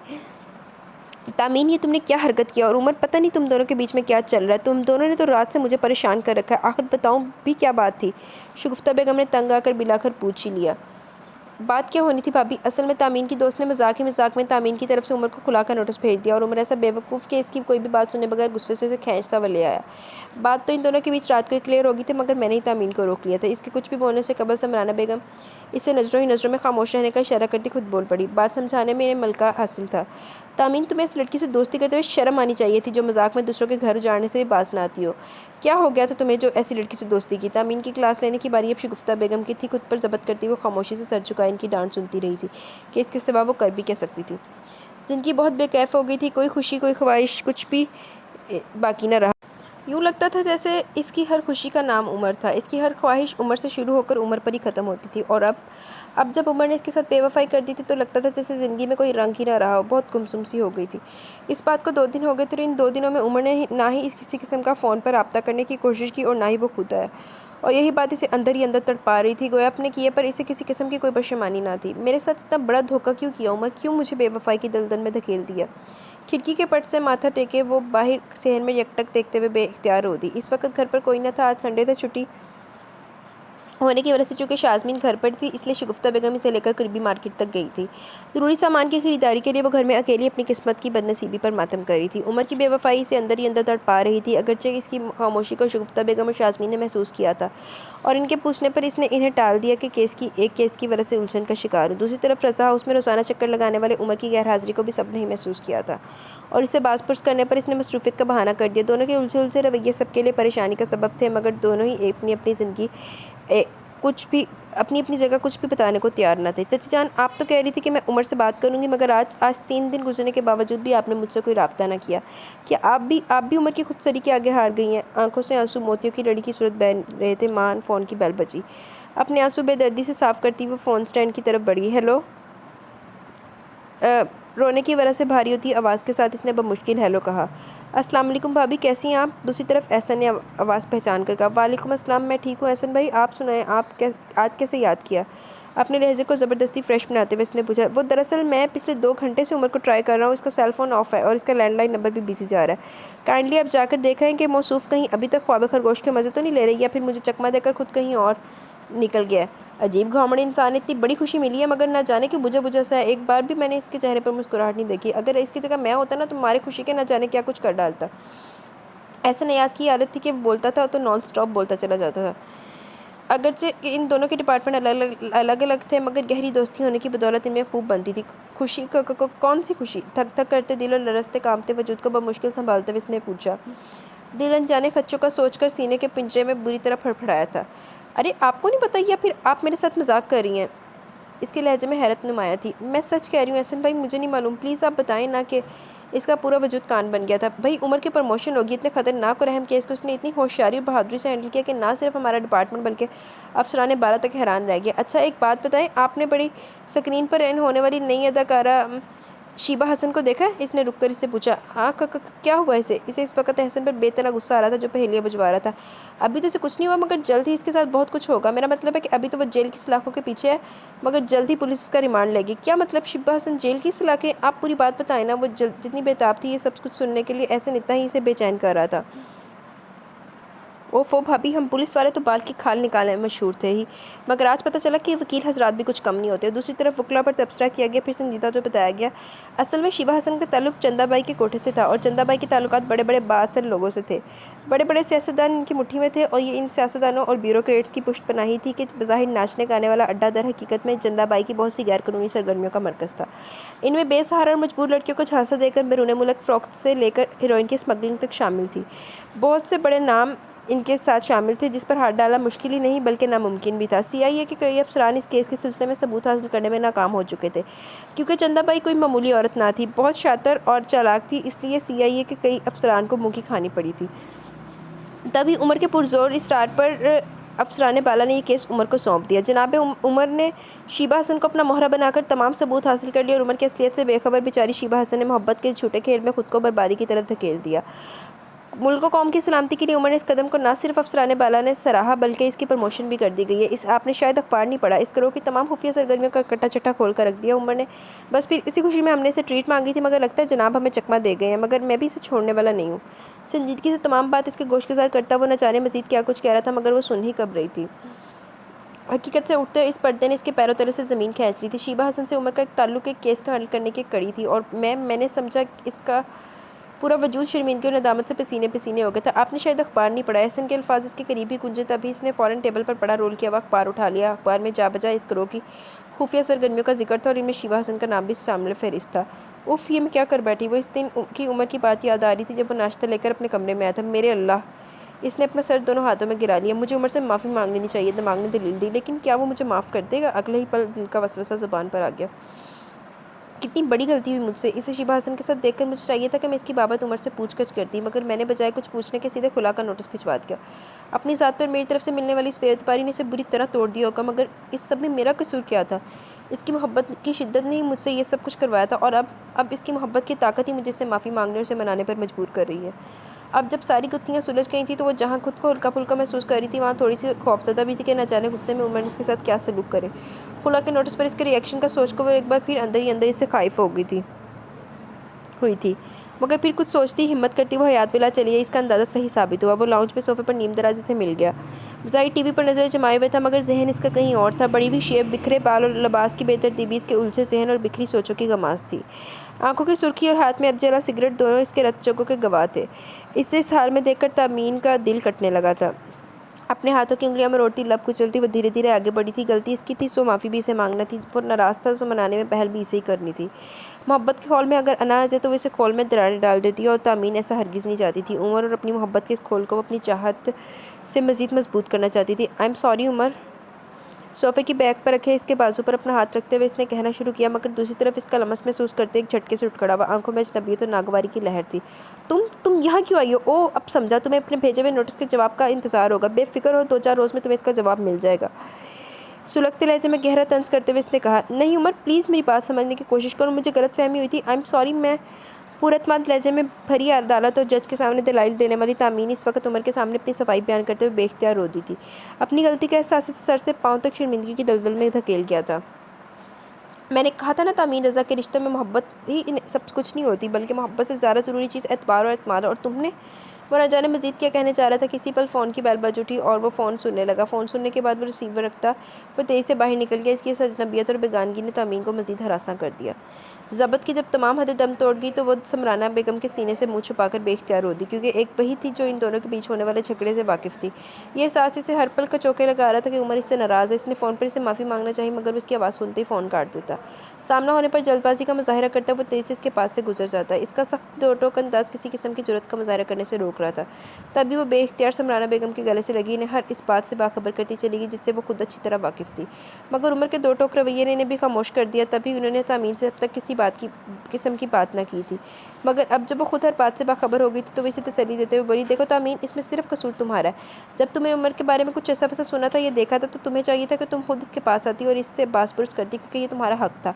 मगर तुमने ऐसा नहीं किया। इसकी तमाम बात सुनने के बाद वो रसान से कह रही थी, ये गलत है चची जान। मुझसे जब नीलम इम्तियाज़ ने उमर और शीबा हसन के बाबत बात की, तो मैं इसी रात उमर के पास आई थी शीबा हसन के बाबत पूछने, मगर मेरी बदकिस्मती कि उमर इस वक्त भी शीबा हसन से ही सेल फ़ोन पर बात कर रहा था, और फिर मुझे देखकर इसने फ़ोन बंद कर दिया। तब मेरे लाख पूछने पर भी इसने कुछ ना बताया, बल्कि एक तरह से मुझे टाल दिया।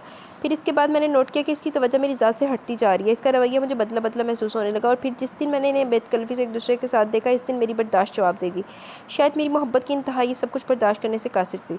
वो रोते हुए बता रही थी, आंसू तवातर से गालों पर बह रहे थे। इसकी सिसकियों भरी आवाज़ गैलरी से अंदर आते उमर को साख कर गई। इसका रोना इसे बुरी तरह बेचैन कर गया। दिल से कितना ही बदगुमान से, मगर करता तो बेइंतहा मोहब्बत था ना, और मोहब्बत में महबूब की आंख से टपका एक आंसू भी दिल को बेचैनी करने को काफ़ी होता है। अच्छा, अब रो रो के खुद को हल्का मत करो। पहले टेंशन ले लेकर इतना सा मुँह निकला। उमर आता तो मैं इसकी भी खबर लेती। इतनी सी बात का बतंगड़ बना डाला तुम दोनों ने। गलती सिर्फ तुम्हारी नहीं है, बल्कि वो भी बराबर का कसूरवार है। अगर इसे इस तरह के किसी केस को हैंडल करना था, तो इसे पहले तुम्हें इत्मीनान में लेना चाहिए था। सारी बात तुम्हारे इल्म में लाता ताकि तुम्हारा दिल मुतमईन रहता, फिर जो मर्जी करता रहता। इसके आंसू साफ करते हुए बरहम लहजे में कह रही थी। फ़ोन की बेल तवातर से बज रही थी। इससे पहले कि तामीन आकर रिसीवर उठाती, शगुफ्ता बेगम ने रिसीवर उठा लिया, मगर दूसरी तरफ से न जाने क्या कहा गया कि वो बेख्तियार चीख उठी, उमर के एक्सीडेंट। मगर उमर, इनकी आवाज़ लरज़ गई थी। रिसीवर हाथ से छूट गया। उमर के एक्सीडेंट का सुनकर वो तेज़ी से फ़ोन की जानिब बढ़ी। हाँ शामिर भाई, उमर कहाँ, कब हुआ था? जी मैं सुन रही, कौन से अस्पताल में? तामीन शामिर से सवाल जवाब करती रही और फिर रिसीवर रखकर वो समराना बेगम की जानिब बढ़ी जो शगुफ्ता बेगम के पास बैठी थी। चचा जान प्लीज़ खुद को संभाले, वो ठीक होगा, मेरा दिल गवाही देता। चचा जान कैसे कुछ नहीं होगा, वो समराना बेगम के करीब बैठते हुए भराई आवाज़ में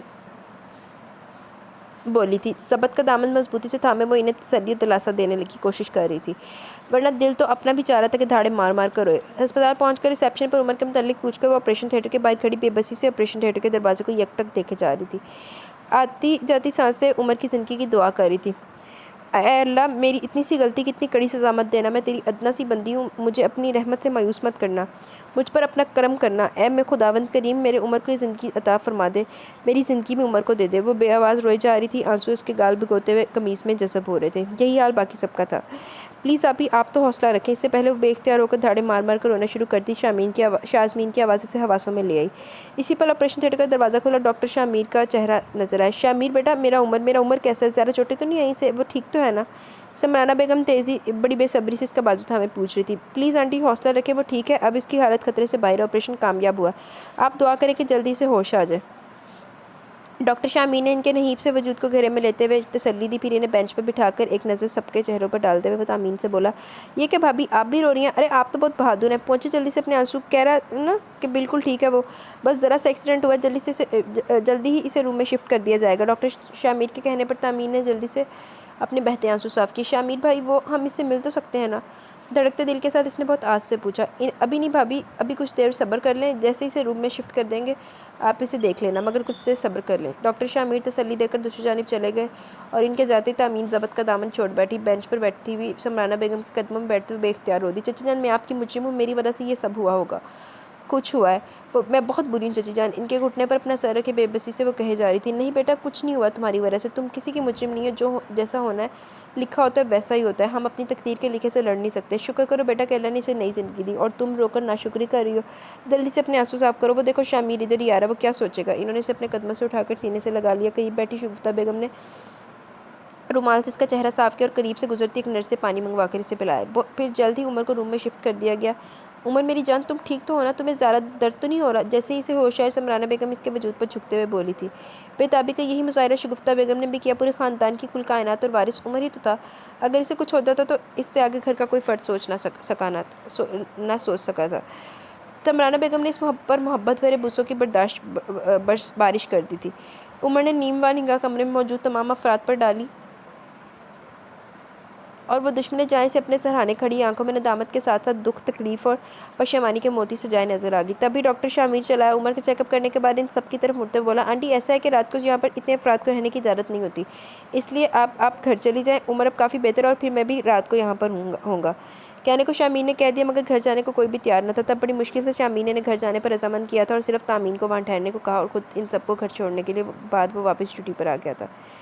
सूरज आसमान की स्याह चादर का सीना चाक करके नमूदार हुआ था। रात भर ड्यूटी पर मौजूद डॉक्टर और नर्सें इस वक्त अपने अपने घरों को जा रही थी और ड्यूटी की अंजामदही के लिए स्टाफ आहिस्ता आहिस्ता जमा हो रहा था। उमर मस्कन दवाओं के ज़ेरे असर गनूदगी में था। एक्सीडेंट से बाएं टांग पर फ्रैक्चर हो गया था। सीने, गर्दन और दाएं बाजू पर भी चोटें आई थी।